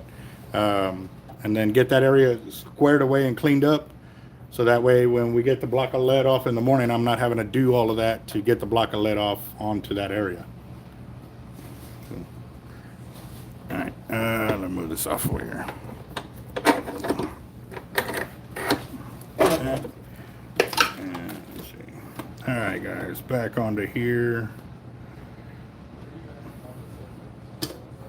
Let's see. Oh, Mr. Moon in the house. What's up, boss? William, how you doing? All right, guys. So what we're doing here is we're setting up a reel, but getting ready to do some shark fishing. But they needed line capacity, so we went with the 100-pound Portland because it breaks off at like 130. And this gave him. He ran out of use for the surf weights, and I think he's already on his way. Did you ask him if he already turned it off? He did it. Okay. But But tell him to turn around and you'll meet him out there. So that way you can start squaring away the outside while he's still pouring the surf. What was the reason you said that the 100-pound breaks off at 130? Because it's a 16 carrier that Cortland makes, and they seriously underrate the line. We've actually, this machine right here, we've actually tested it, and it maxes out the machine. It won't break at 110 pounds right there.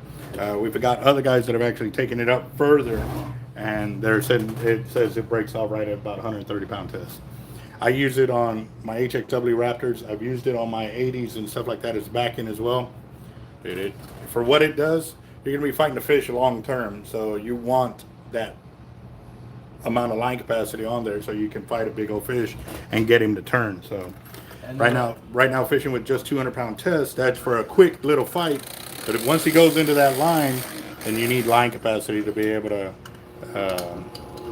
wear him out. You know what I mean? So does that mean it's the same thickness as like As 130, that's tight line? 100? No, Oh. no, it's thicker. Okay, so it's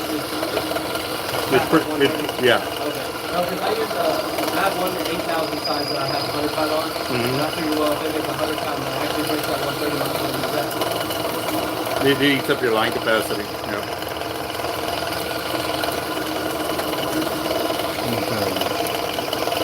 Yeah, buddy.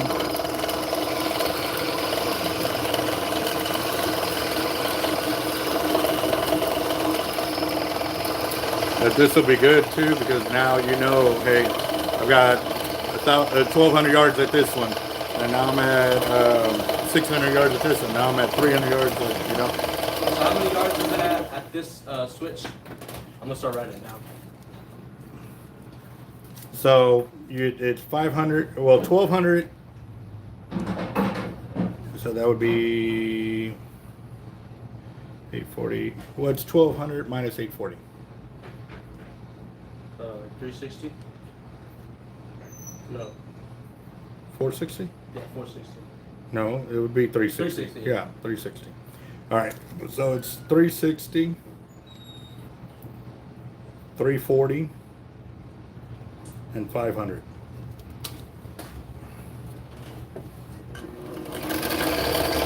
But you'll be looking at it backwards. You'll be 1,200 when you hit the first color, 840 at the second color, and 500 at the third color.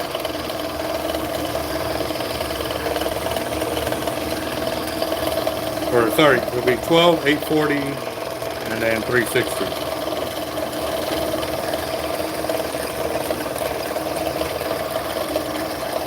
It's going to go through the line counter again, so we'll double check it. We'll get exact numbers again.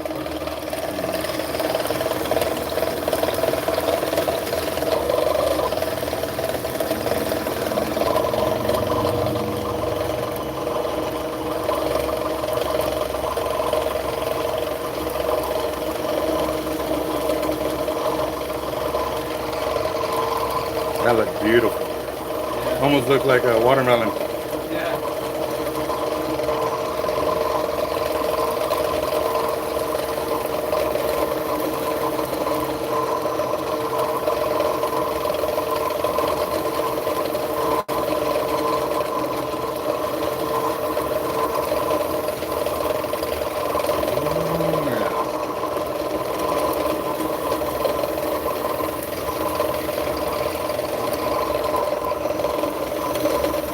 The other thing too, as I'm spooling it up, I will be checking all that braid too. So, like I was doing all of this as I got it on there, I'll be checking your braid that's already on the reel too. So, yeah.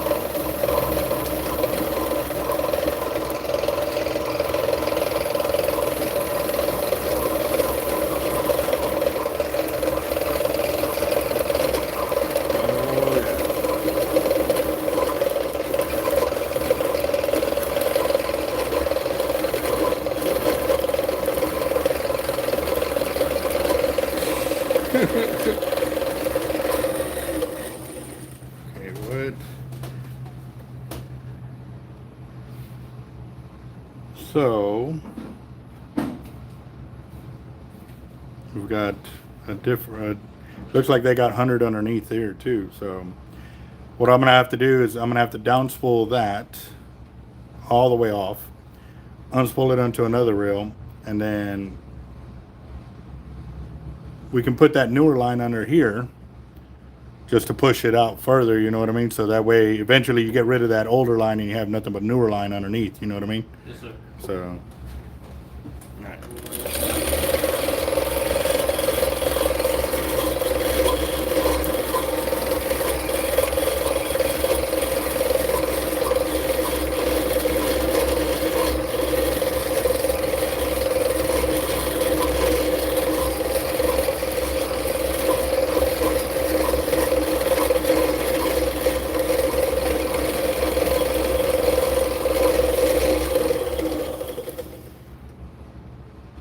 I wonder if this is, there's a nasty fray right there. I'll be fixing it, you know, I just,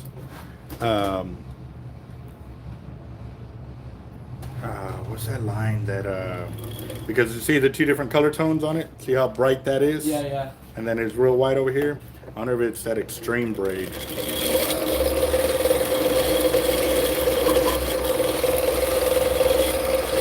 A braid they used to sell a long time ago. I don't sell it because I just found too many issues with it. I'm not going to put it on a customer's reel, you know what I mean?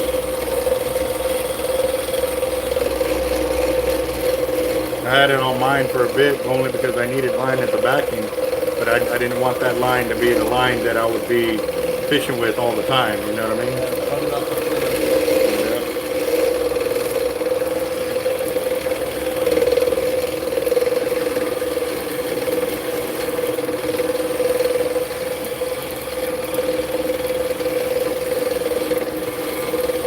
Thinking I did do this reel just because we're one of the few shops that put those black marks on there to mark out like 500-yard increments or whatever.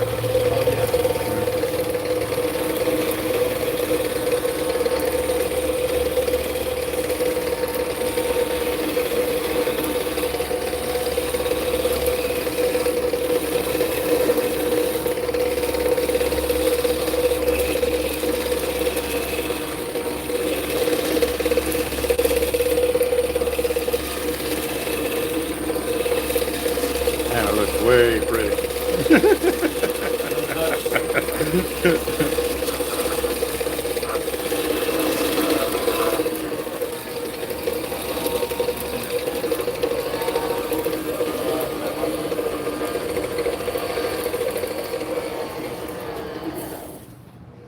No, I did not.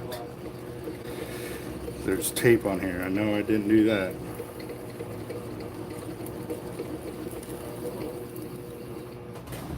Tape. All right, let's get this off of here.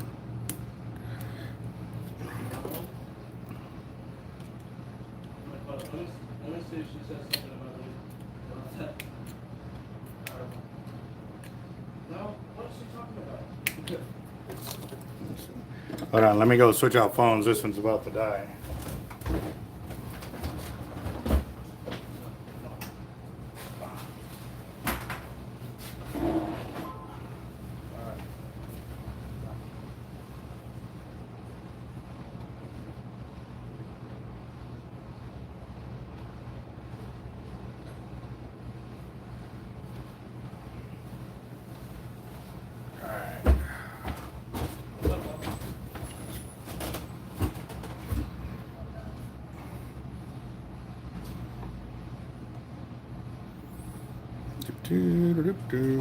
All right, here we go. Let me get this off of here.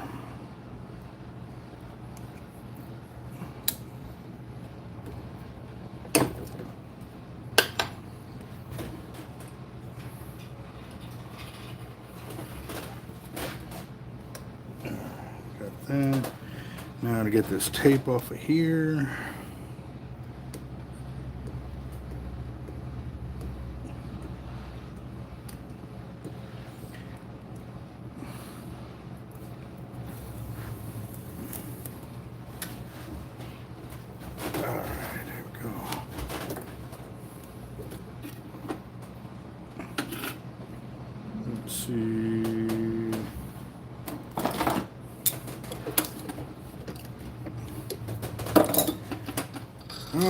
So,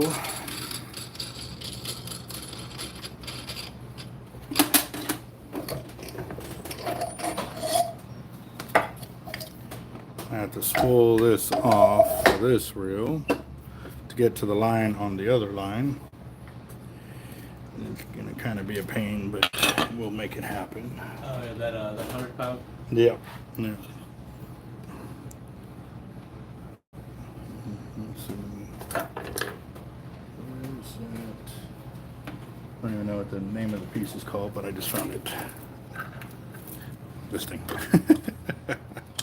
So what's the minimum amount of line that I want to have left on the reel if I want like a hammer? Yes. So like 800. It all depends on the size of hammer that you're intending for and what kind of fight they have in them. Because I've pulled in 9-footers and brought them in quick as hell. And I had 6 and 7-footers and they fought like crazy, you know. So it all depends on the fight and the fish, man. So you can't just sit there and say, hey, I have this magic number and that's always gonna hold it. No, it's fishing, bro.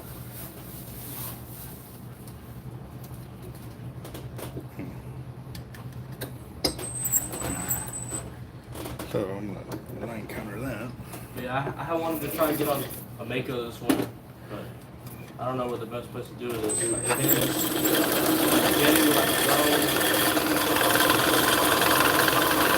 That's a good one right there.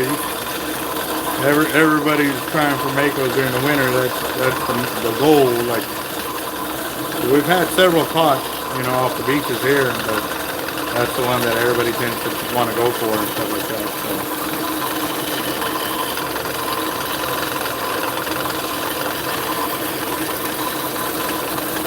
So what I'm gonna have to do is I'm gonna have to pull this off, get to the other braid, do another spool to get it all the way off. Oh wait, hold on. Let me mentally think this through.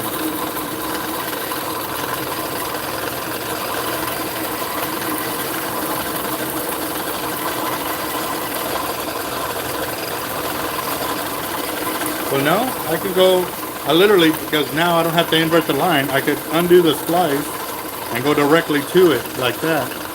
And I'll just set up the line counter and I'll tell you, hey, this is at this color, this is at this color, and go from there. So, because that's all you just need to know is those breaks in the line. Yep. Yep.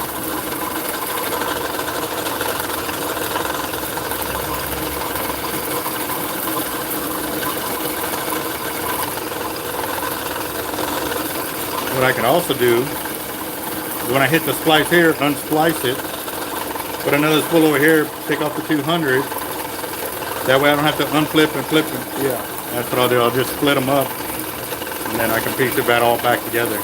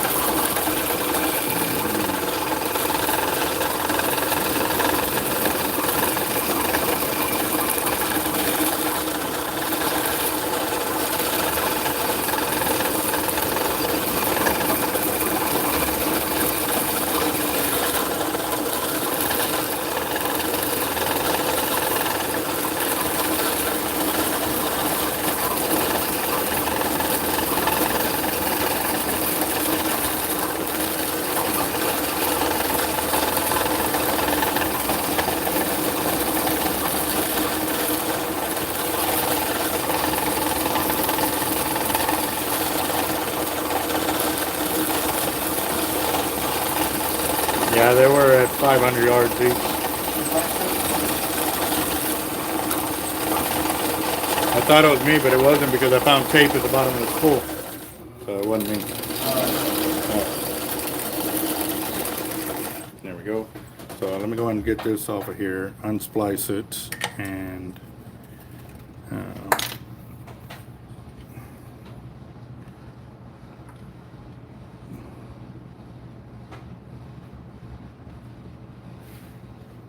Yeah, I didn't know that you could still get tigers in the wintertime. Mm-hmm. Oh, yes, sir, you can.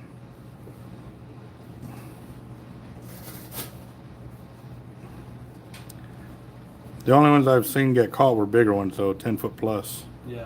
Mm-hmm. There we go. All right. Take that off.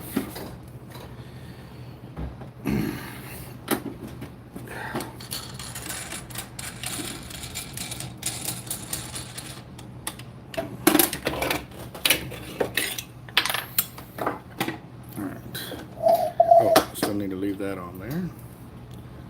So that was 1,170 yards right there for that one. So get this over here. Now what I'm going to do is I'm going to download this 200 off of here into another spool. This is going to allow me to. It's separate from the other line. Yeah. Once I separate it from there, I can actually start spooling it straight to the reel. Then, put the new braid on there, then put this older braid on top, and then put that back on there without having to do the flippity flip all the way again, you know. So, yeah, it'll work. It'll work. Yeah, at first when my friend took out the bait and I saw how the lines were, I'd never seen that splice before. Yeah. I figured it was just a line to line knot. Mm-hmm. Is that because the splice holds up better than the? Yeah, yes it does. It's actually rated for 110% of the line breaking strength.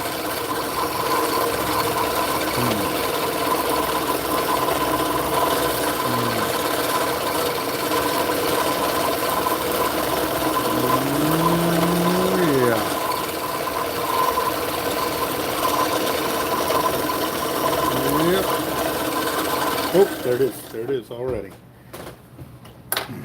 Alright. So now I can actually, I can move a little quicker now. Okay, get this. Yeah, the last time I came here to buy some leaders, I got a lemon at Port A. Nice. How big was it? I want to say it was pushing 6 That is sweet. on a spinning reel too. It was long. It was one of the longer sharks I've caught. Oh, nice. That is pretty, bro. You mind if I show the channel? Yeah, yes, sir. Go ahead. And, Check out that lemon. that's so That is cool, boss. Yes, sir. They're a frisky critter. Yeah. They are a frisky critter right there. it stayed. I could feel it staying lower than any other shark I've messed with. I could feel it was going like down. Yeah. And it hit within 2 minutes. I never had one that fast either. There you go. Alright, so now that I got the braid off, we're gonna fast forward a little bit by going straight to spooling the reel now, because I don't have to flip the lines over. So this is gonna save us a little bit of time. Get this off of here.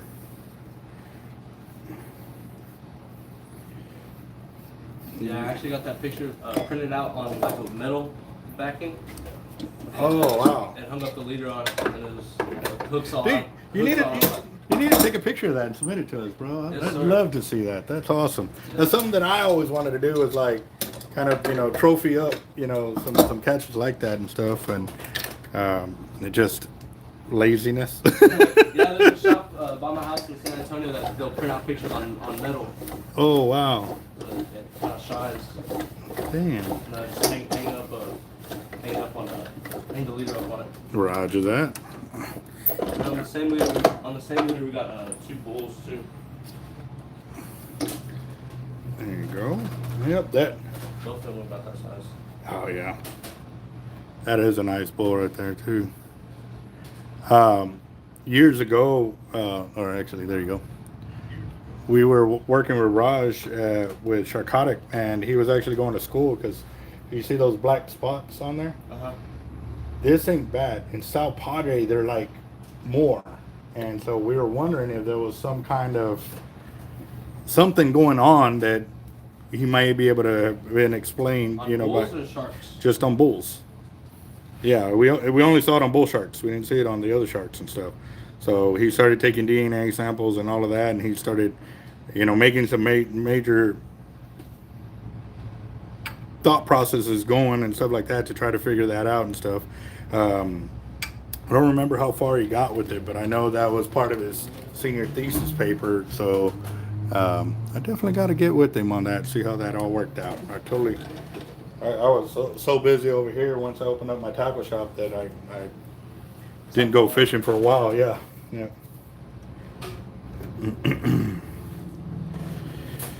Yes, sir. All right, guys. So I've tied the wraps on there. I'm starting my anaconda knot. Now I'm gonna put the splice through so I can start getting it. And I've zeroed out the line counter as well, so we can start seeing how much line we have.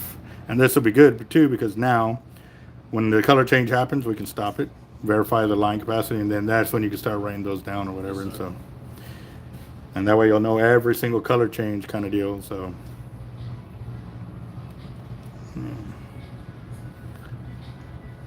Hold on, my phone is ringing.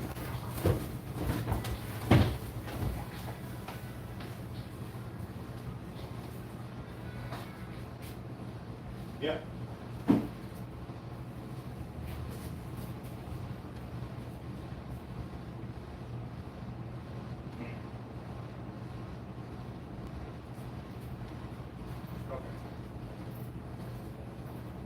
Okay, we'll bring back all the surface boards and touch off.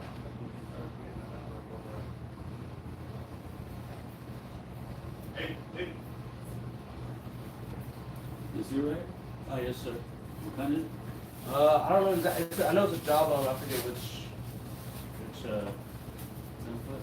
Yes, sir. That's a job, but yeah, you can mess with it if you want. Probably 1053.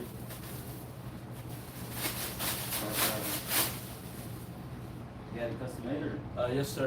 It's a guy. He doesn't. He like kind of fixes rods and stuff on his own time. But It's nice. yeah, it's like it was the first shark rod he ever did.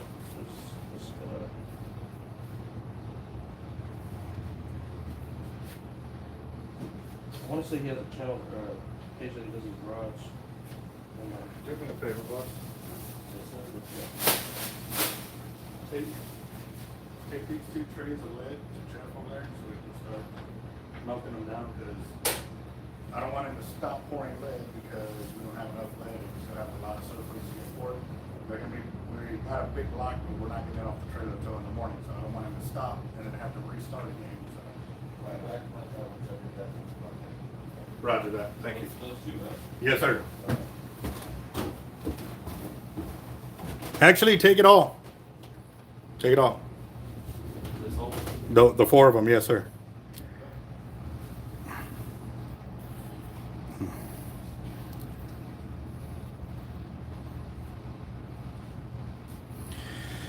Whoo-wee. We got a lot of work going, guys. I wish we had gotten that block of lead off, because then, you know, Nico could sit there and start, you know, burning some blocks off of there. But what we're going to do, just because we're running low on lead, all the blem weights that I had here, we're going to melt those down and actually make good weights out of them. I'll only do this in dire emergencies, but I don't like work stoppages because we're out of lead, and you know there's no way to melt down that block tonight. So I'm gonna have kind of take a little hit to keep moving forward. So yeah.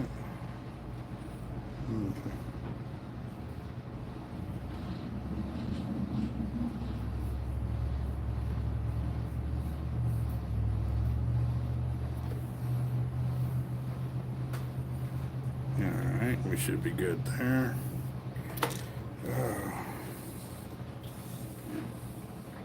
Alright, yep, definitely. I'm going to work the knot the other way.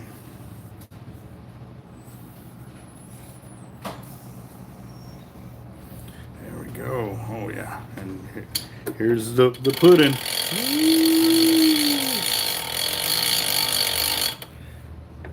I love the way this knot works.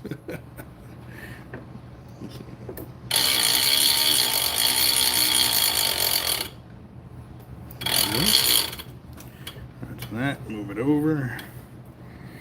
There we go. Very nice. Very, very nice.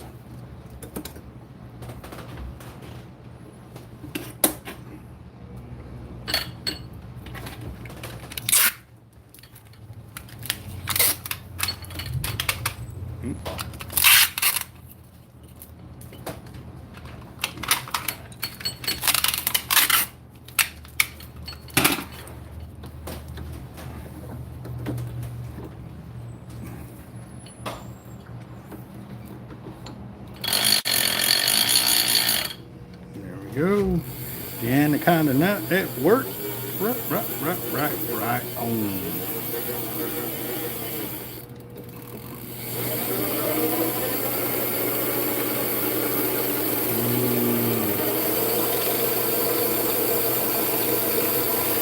Man.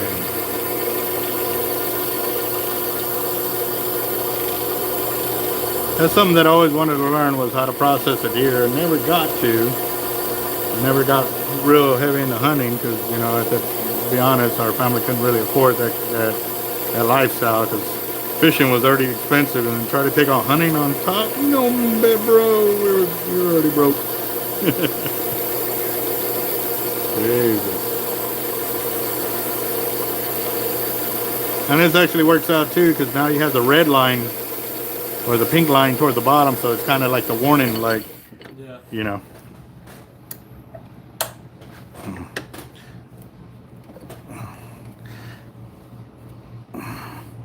There we go. Right to that.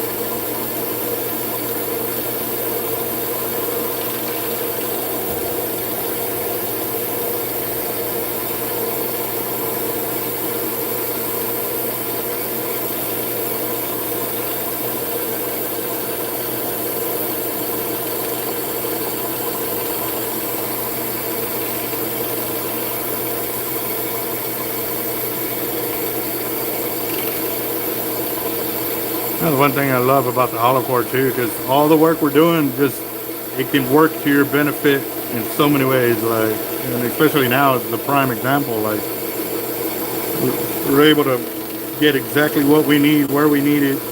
You know.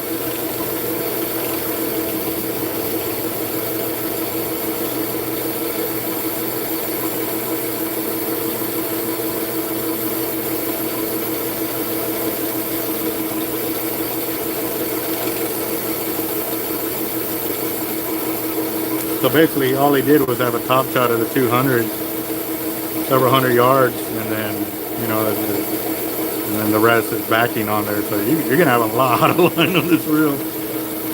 So you'll, huh?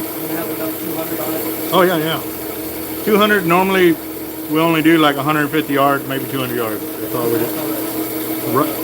Well, once you get the fish up close that he's trying to rub against the sandbars, like. When they're over the bar, they don't like to come out over the bar. Like, you know, they don't like to be on the sandbars. They like that deep water. Okay. 450 yards is your, the red or pink.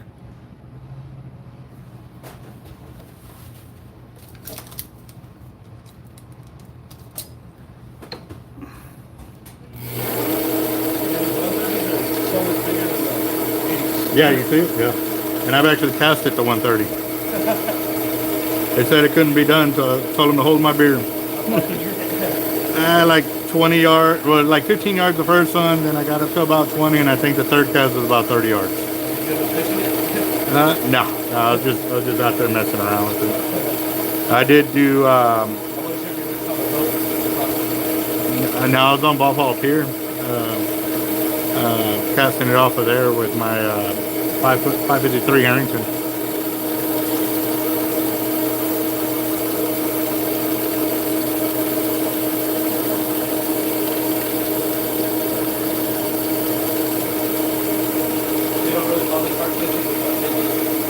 No, not anymore. I started out shark fishing with 50s, but after a while I didn't like them because they didn't hold enough line capacity for me, and I started having to spool the line and all of that, especially if you're down beach fishing. you take off down beach for 3 or 4 days, you don't want to run out of line and not be able to fish and call a trip short. So one of the trips I distinctly remember, we took 4 of the 2-pound spools of monofilament that have like 2,000 yards of it. Of the 100-pound test, and it had like 2,000 yards, I think is what it holds. And we came back with no spools of line. Only 3 or 4 reels still had monofilament top shot, and everything else was all straight to the braid. Like we had lost that much. It was like 15 cutoffs. So yeah. So you're at 825 now for the teal color. Seafoam, sorry. 825.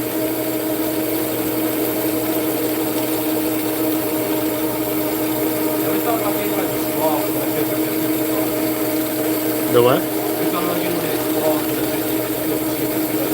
They won't be able to break my surf plates. You know, you have to do it manually, like pulling back with a rod and walking back and forth and cranking on it. With the Avet, you can actually lock down the drag, drop it down on low gear and start cranking. And you know, you crank a little bit, and it'll eventually break it loose. Those they won't do it. That's how actually I found the Avets. Was I was fishing with I started out with some Daiwas, the 2-speeds, and then I went to the Shimano, and then I went to the one pin. Then I did have pin reels, but I didn't fish the 2-speed pin until I tried my friend's Shimano Tiagras. Yeah, and those still too, they couldn't break my weight. So I heard people like because they say they have a lot of drag and they're really smooth. Like these, you hear that clicking sound. Some people don't like that. But the other thing too that we have seen is the ramp is fast. Like this is locked down, this is nothing. Like that's all you have to play with. Like it's quick. Like here we can go here, we can go here, we can go here, we can like it's either all or nothing kind of deal. And some people like that. It's real touchy. It's real, yeah, it's finicky. And if you ain't used to it, I wouldn't recommend it. Even for me, that I'm experienced at fighting fish, I don't like that fast of a ramp up, you know, into your drag. So yeah, my friend had caught a big tuna in Mexico. They said on a Macaira. And that's he liked it. 1,200 yards to that color. When you hit that color, you have 1,200 yards left.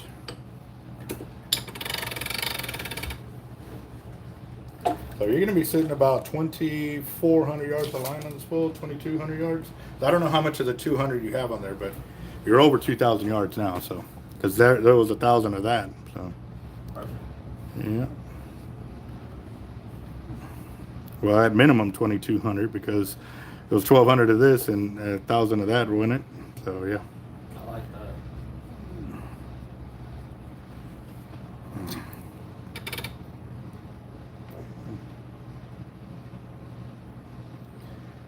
Jarrett caught an amberjack. Nice. How big was it, boss?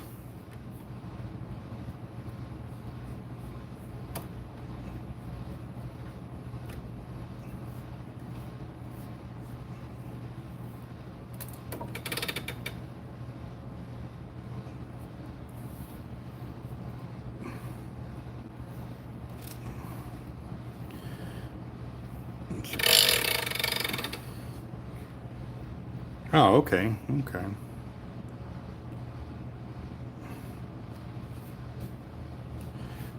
Can you keep one that small? I don't know what the limit is on fishing for AJs, like on their size limits and stuff. I know there's also a window that you can keep them and that you can't keep them. So I know when I caught my big AJ, we weren't allowed to keep it because the season for it was closed. So Ricky, what's up, brother? How you doing? All right. I kind of get to look down every now and then to see what's going on the channel, but it's all in between all of this. But here we go.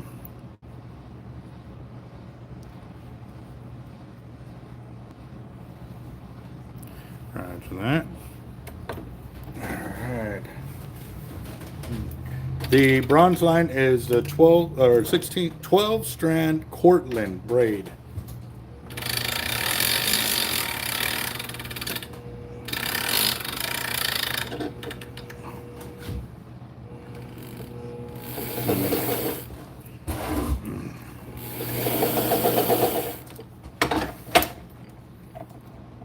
Don't want to get in too loud.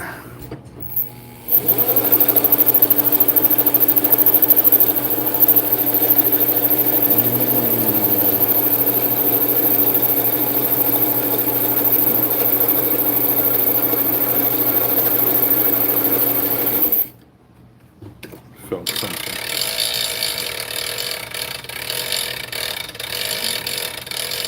Hey, Nico, did you clean up the debris and stuff like that so that way it's ready for the block of lead?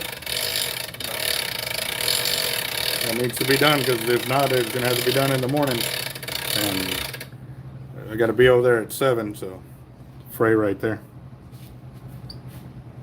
It just came to my mind that so obviously when I broke off the fish, the line that I lost was some like 200-pound, some heavy duty line. Yeah. Would it be smart to, I don't know, maybe lose some of that little creamsicle color line that's on the spool right now, and add some more 200 instead, or go with what I have right now?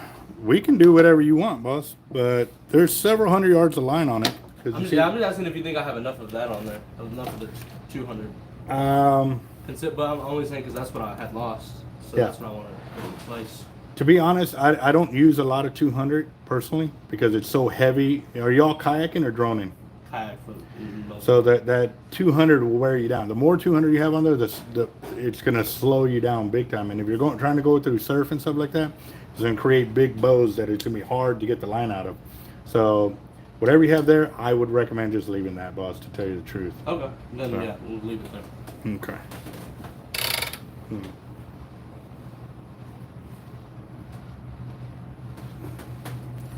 Let's see. Yeah, now if I found a fray and I went ahead and cut that one out, but I think, ooh, there's another one there, but it's so light. Like if you want to step this way, I'll show you where it's at. But you can see it. See that, that, and that. It's just hairs. So I'm gonna go ahead and cut that out, just only because this is a lighter test line of line. Yeah, if it was 200. Exactly. Yeah, if it was 200, I wouldn't even worry about it.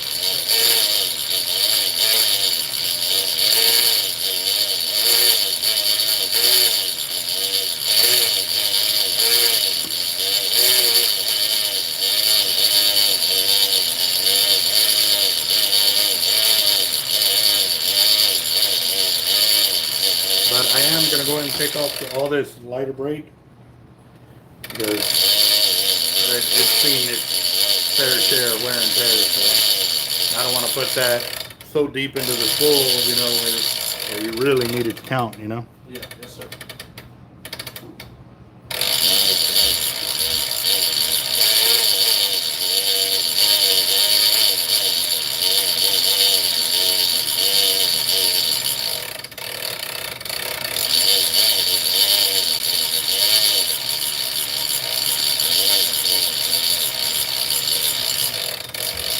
If I didn't find any frays, I would have left it, but finding that and it being that shallow, I'm pretty sure a little bit more. And if they're that faint, I ain't taking any chances.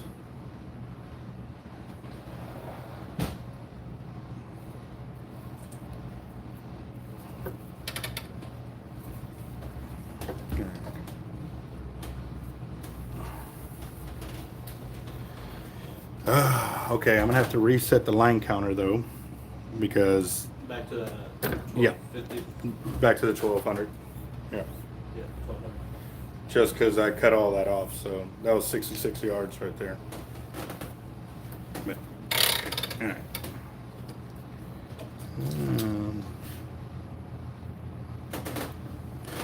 All right, there we go.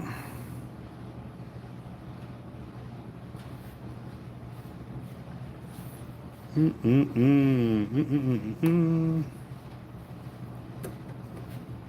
cut that tiger in that catalog picture at Caldwell, or not Caldwell, Bob Hall. Bob Hall, yeah. How hard is it to walk the shark back? It was actually a lot easier. What do you mean, walk the shark to the pier or to the Like, beach? Once you get the shark close, how hard was it to walk it down? Back, it was actually pretty easy because by that time, we'd already had a 12-foot 6 and a bunch of 11-footers and 10-footers that we'd already practiced with. So by the time we got to down, we kind of knew what to do as a team because with everybody on the pier, we had a crew of probably 15 guys that were like, they'd been there multiple times, so they kind of knew the gist of what was going on. So everybody pitched in and helped us out, you know, kind of crowd control and, you know, help get ahead of us to let people know that we were coming down with a big old shark and stuff like that. Because without all those guys, landing a big shark like that, walking down the pier is a pain in the butt. It is hard. It is really hard. But with all those guys helping out like that, we got to the beach within minutes, and then we were in the water really quick. And Oh, that's not bad. yeah, it was probably a 10, maybe 10 minutes walking it down from the end. But the good thing is, you know, she was still swimming, like we were swimming her, and when she would swim with us, instead of turning against us, we were okay. Like we just walked her down like a dog. But How hard was it when she would walk?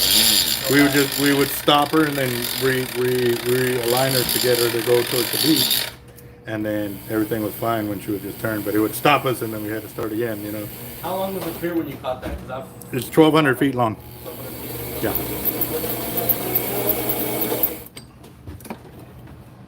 So that's like a quarter mile.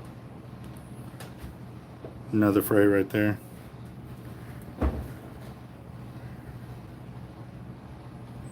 That's it. Oh, yes, sir.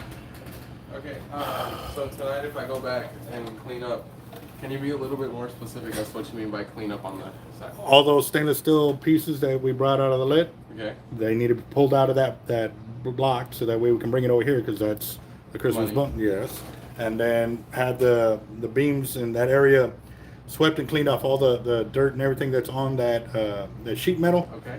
Don't throw it away. Throw it into that pot so we can clean out all the lead out of it at a later time. Okay. So, and that's pretty much the it. big scrap pot or the actual Yeah, no, the pot? big scrap pot. Okay, Yeah.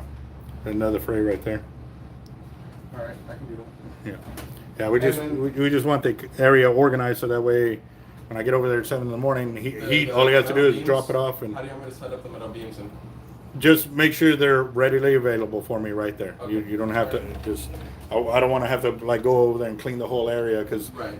if we start clean, then by the time you get over there to start melting, it's ready to go instead of having to fight all that Right, dirt okay, and then all of just that. to make sure I have it, I'm gonna repeat it back to you. Right, you want me to clean up this steel sheet, Mhm. sweep up the stuff, but contain the stuff, move it to the big pot so if we want it down at a later date. Yep. Just clean up the surrounding area, put away anything that needs to get put up. What about the crap ton of metal tins that have just been sitting there? What do I do with those? Okay, the ones that are trash. I should have already separated those. Okay. Remember when we went out, you, me, and the new guy. Yeah. Well, the property owner said that anything metal like that we can put over there in the against the berm.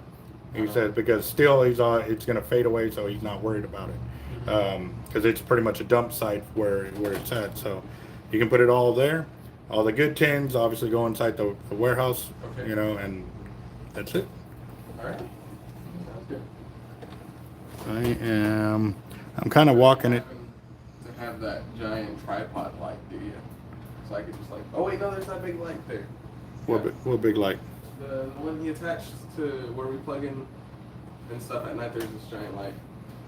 Okay. Yeah.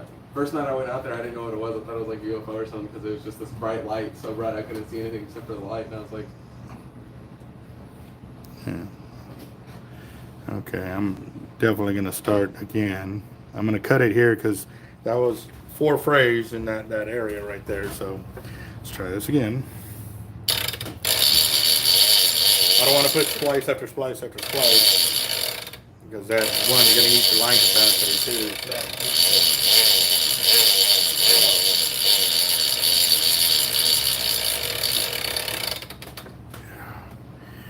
All right, one more time. Let's see if this goes. But I was looking on the spool up here. I don't see any more, and I went around a few times, so we should be good now.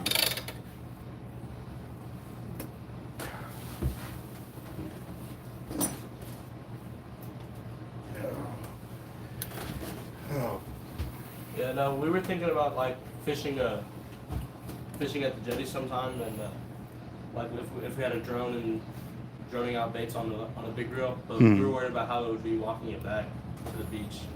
make sure your leader, if you're on the pier, the leaders need to be at least 19 foot. Okay. That will allow you to have the swivel all the way to the rod tip and you be harnessed in, and the shark is right here. If you have it too long, then you're going to have somebody holding the rod, somebody holding the leader, and then somebody else trying to control the shark. See what I'm saying? It makes it a little more difficult for you. So that's where we discovered having a 19-foot leader really does help, especially if you're fishing on Bob Hall and Caldwell. But they're saying that Bob Hall is supposed to be a little higher, so we're going to have to remeasure to make leaders for Bob Hall Pier, you know, with that new height that they're talking about. I remember you saying one time that you make all of y'all's leaders Yes. a certain length. Yeah, 30 foot, so that way if you ever catch a land-based world record and you're not over that 40-foot length, so then, 40. yeah.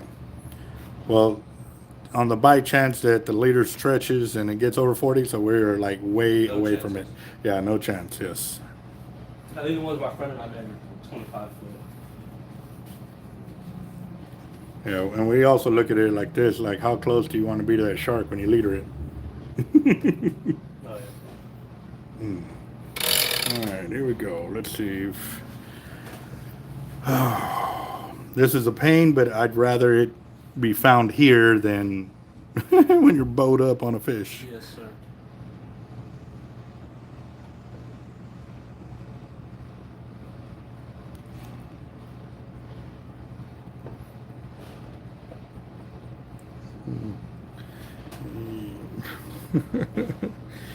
What are you talking about, Ricky?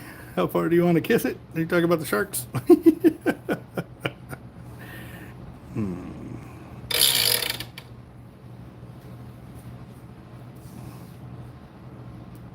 Alright. Yeah, I saw you kissing some of the ones at the jetty. Mm-hmm.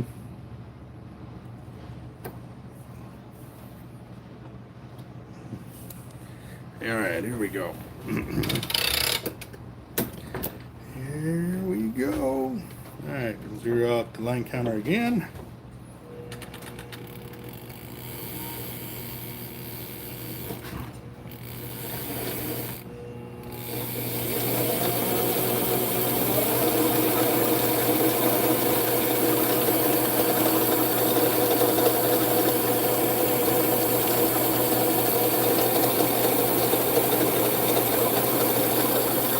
Oh yeah, but once you're releasing them, not when you're sitting there trying to get them in.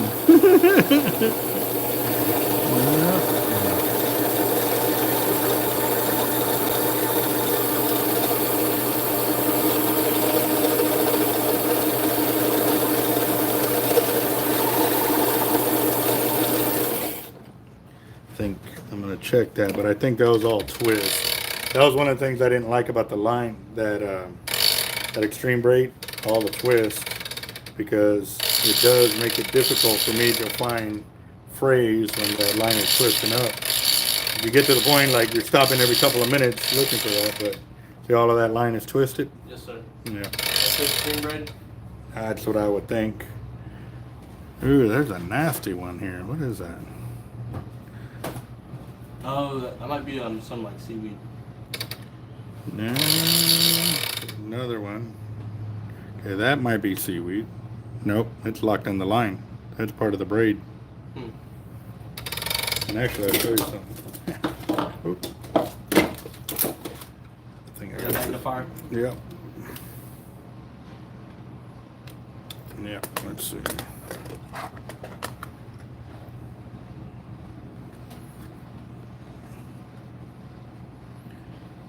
Yep. Oh, what is that? Let's see. Can you see it on the channel? Oh, there you go. You can step up here and you can check it out. That's part of the weave in the braid. Ooh.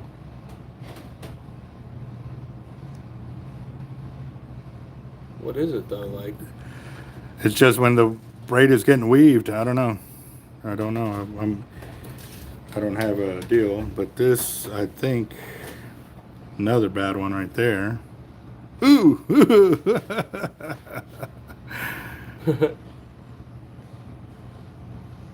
Yeah, I noticed it when I would reel in, but I assumed it was just seaweed. Yeah, but now you can see, yeah, it has not. That's an alien. Yeah. Got- So, I don't know what that is. So I'm definitely cutting that whole section out.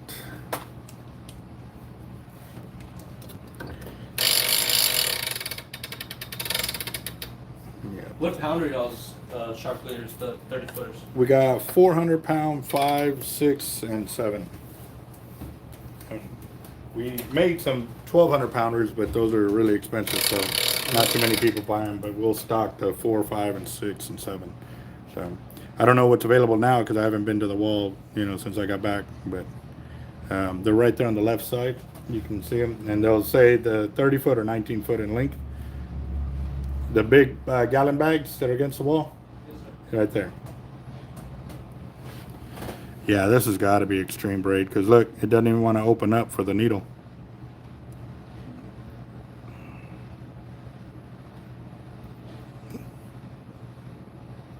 Let's see.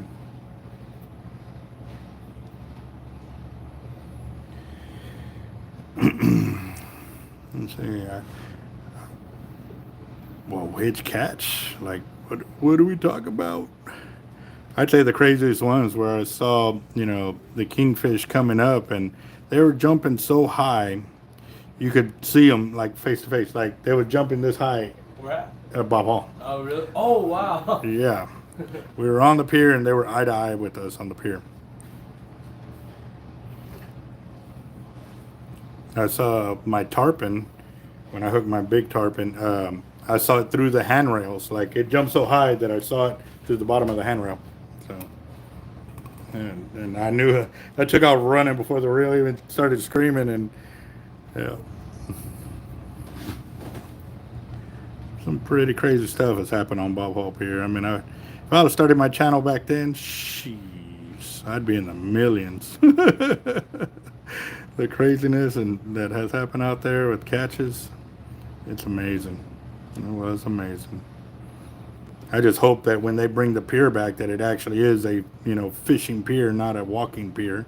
Yeah. They tried to say that one time that, well, none of the fishermen signed the petition for it, and well, what the hell are you talking about? What are y'all smoking? Like I said, let me have that petition. I'll get you 1,000 signatures by the end of the night. Like so. How big was the tarpon? I didn't land it, but I pulled it to the pier.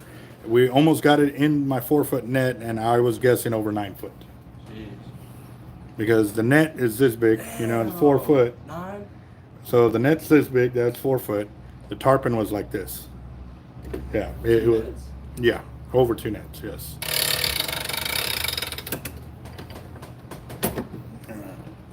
And I did that with the Shimano TLD 15. It was pretty. That was a pretty crazy fight right there too.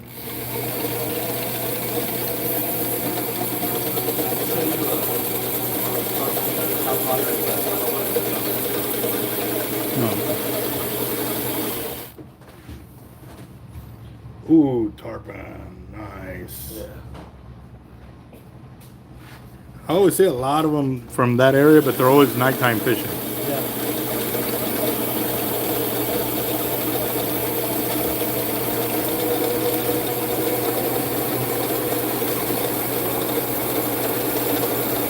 My boys were out there tarpon fishing, and stuff. Uh, I decided to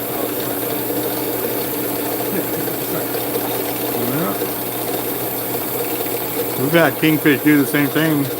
We ran out a big mullet for shark bait, and we ended up catching like a 50-some inch, 56.5-inch kingfish.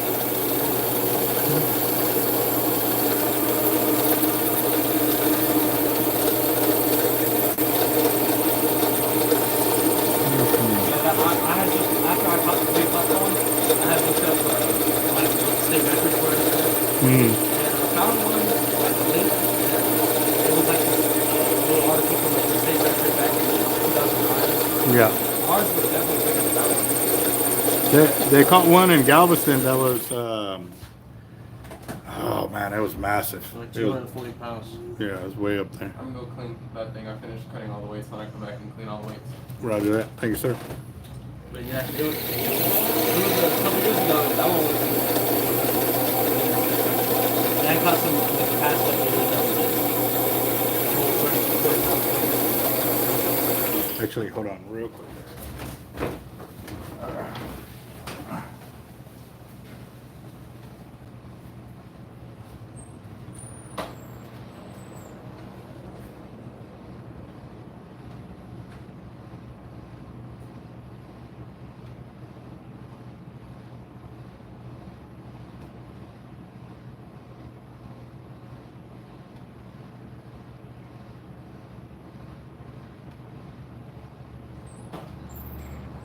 Oh man. Alright. Let's get this going. Oh, what was that?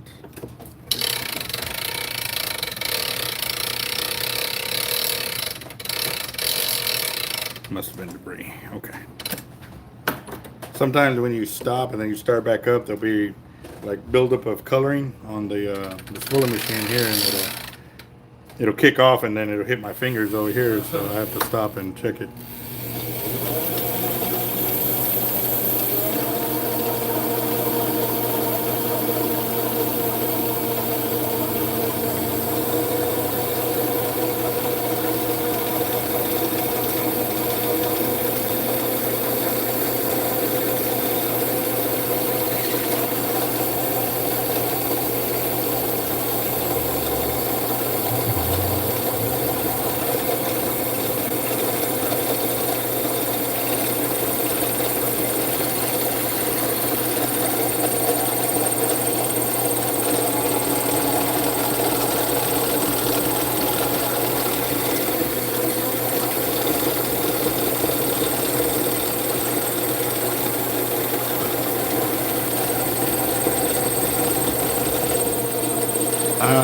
I believe this is extreme braid. This is the braid that was already on the reel when we started. We were just going through it, checking the knot and all of that, and we actually added 1,200 yards of 100-pound Portland underneath all of this. We're already coming up to 900 yards of this braid, so you're already coming up to 2,100 yards of line on the reel. So, yeah.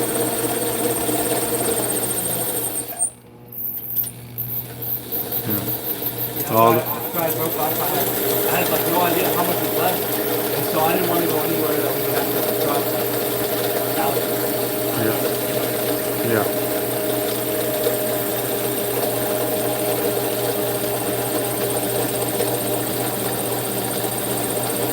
1,000 yards, so you're at 2,200.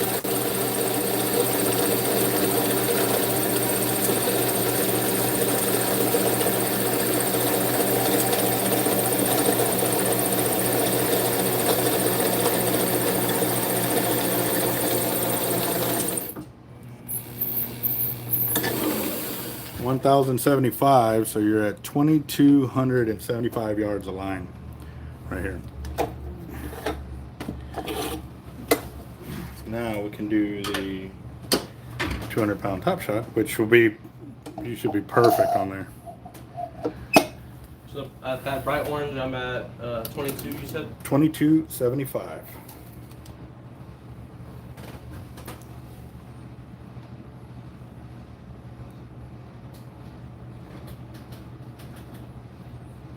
Oh yes, sir.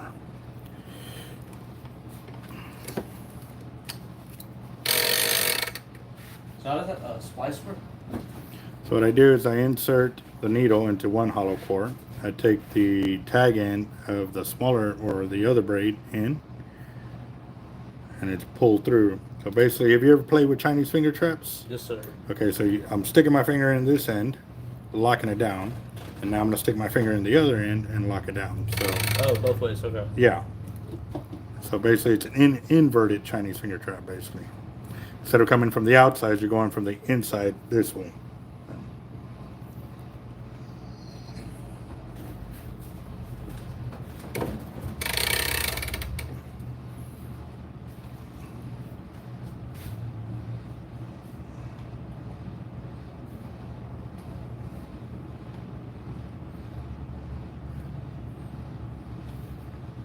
Yeah, I really do think it's extreme braid just because look how it doesn't even want to open up. So what was the problem with the extreme you said? It has a lot of twist in the line, Mm-hmm. and I don't like twist in hollow core braid because then it doesn't allow it to sit flat on the spool. Basically, you're taking its advantage of being hollow core out of the picture when you're pulling up the reels. And then the other one is if it's unspliceable, then you have to sit there and tie knots, and that also defeats the purpose of having hollow core braid. Like right here, I'm worried that I might not get the 200 in there because it's not opening up far enough for me to get it in there. But we know it can be done. It's just going to be a pain.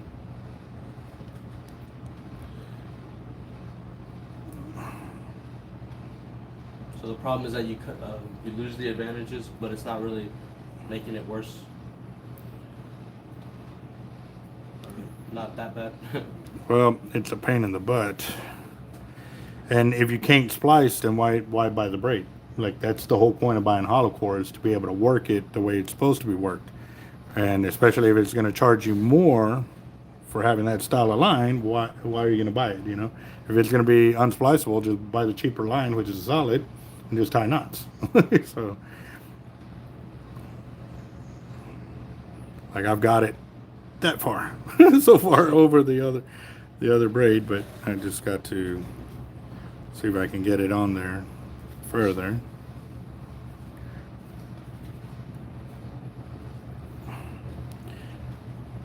There it goes. All right, I got it about 2 inches. Now 20 more inches to go. So did you get these shoes made, or did you get them somewhere? There was a Facebook post, and so I saw them, so I ordered them. Yep, my Trump shoes, my Trump shoes. When he wins the presidential race, I'll wear them out here. My buddy and I actually have some Trump leaders. Leaders? Yeah, we when we were getting ready to make our leaders, I had ordered some a big pack of letter beads Mm-hmm. and put little Trump. Did you see the Trump lure up there? By the line cutters? Where's the line cutters? Right there on the left by the big leaders? Up on the wall? Oh yeah, I've seen those.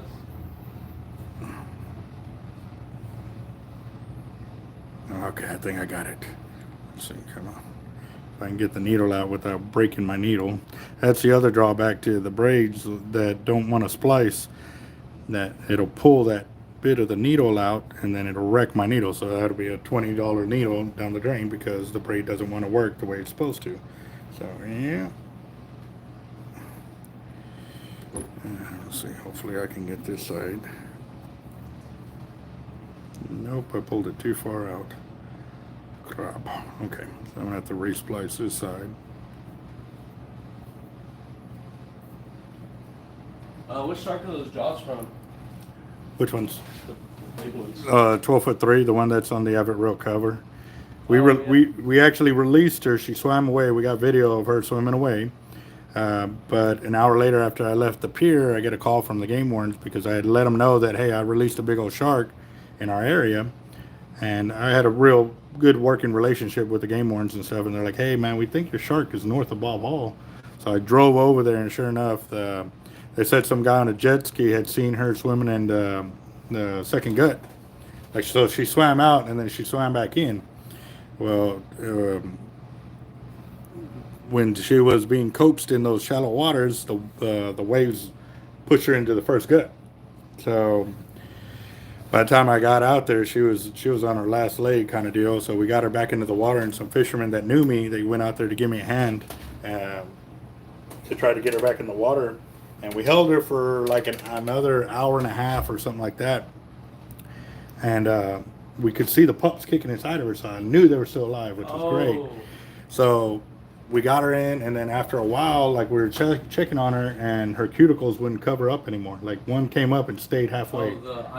The protective eye coverings, yeah. So it stayed. I was like, dude, she's dead. I said, let's get the pups out before they die too. So we pulled her back in, and it was funny because while we were out there, we could feel fish hitting our legs. So when we got her open, all the sharks were gone. Oh. It wasn't fish. It was the pup sharks coming out of her.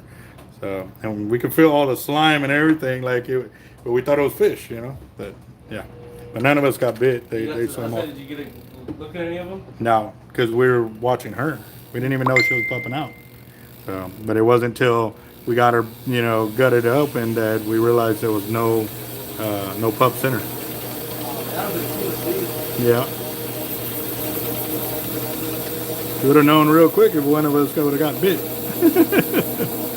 were y'all able to do anything to eat? Yeah, everybody that was out there, because I didn't want her to die, you know. But they're like, well, you got to kind of figure out what to do with her. You can't just leave her like that. And I said, anybody want shark meat? Everybody's like, yeah. So I put fillet knives out there, and she was gone in about 15 minutes. So. And then I went back out there to go get the jaws, and some guys were like, oh, we're keeping the jaws. I was like, no, you're not. I'm keeping the jaws. Says who? I was like, it's my shark. He goes, yeah, but you already told everybody to keep. Said, Keep the meat. Yeah, I said, y'all can keep the meat, but I'm keeping the only trophy off that, you know. And it was funny because one of the cops from the island, he comes walking up behind me and goes, hey, Albert, you keeping the jaws, right? And I was like, yes, sir. He goes, all right. He goes, I was just making sure. And I was like, and then when they saw that the police officer knew, too, and was cool about it, they walked away. It's like... I looked at him and he goes, I heard him. So that's why I came out to make sure you were good. So,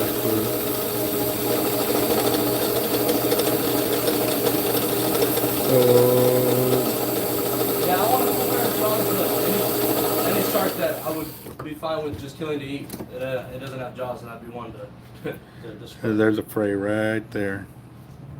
Here at the end, so I'll just cut off that section. Maybe it was 1222 was a total yardage. So 2400, and we'll take off those last 2 yards. So yeah, 2400 yards, 2420.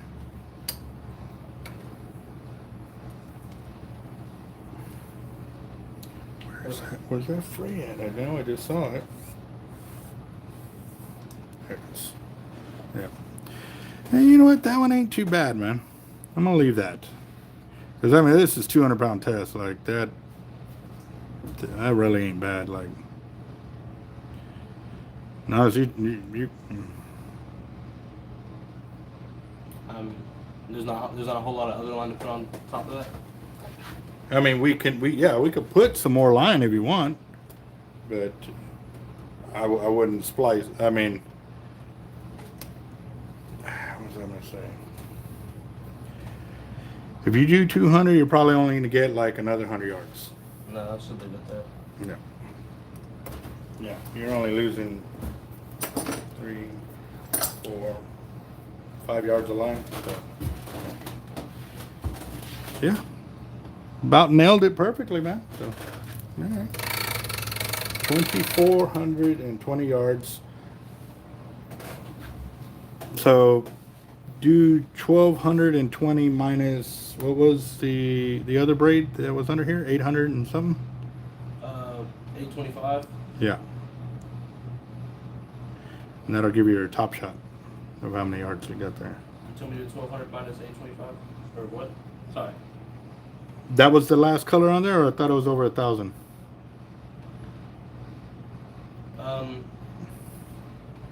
Wait, I'm sorry. The final color before the 200 wasn't that was over 1,000, wasn't it? Yes, sir. I was at 1,200 when I get to the bronze, and then at the end of the 200, it should be at 2,275. 275. So it was, okay, so 1,075 minus 222 or 220. 1,220. Yeah. Minus 220. No, 1,220. Sorry. It's been a long day for all of us. Our math is horrible. It's like 100, 145. Yeah, 100 some yards. Yes. Yeah, you're good there.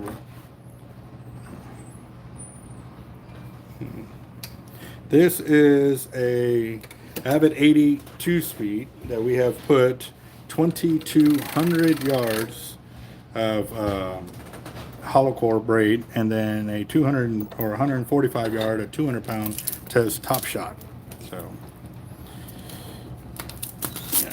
All right. Oh, you know, oh. Oh, that's all. What is it called? There we go. So, done. There you go.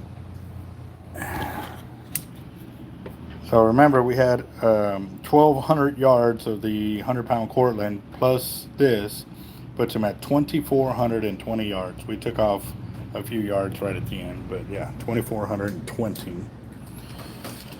So now I can go and sit down for a minute because my feet are hurting. They're screaming at me, my dogs. And I got to rebox Toby's box because I hit that LX. I pulled it out to move stuff around, and then I saw it on the counter right now, so I got to get that in there.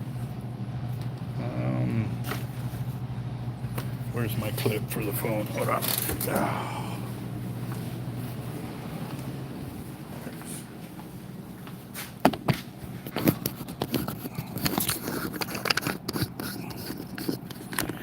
Well, it looks like the phone's about to die, guys, actually. I just looked up, the screen got dark on me. So I will holler at y'all later, but I need to do the reboxing of that one to get the reel in there and try to get all this ready for shipping out tomorrow. So I will talk to y'all later. Y'all have a blessed night. We'll see what's up.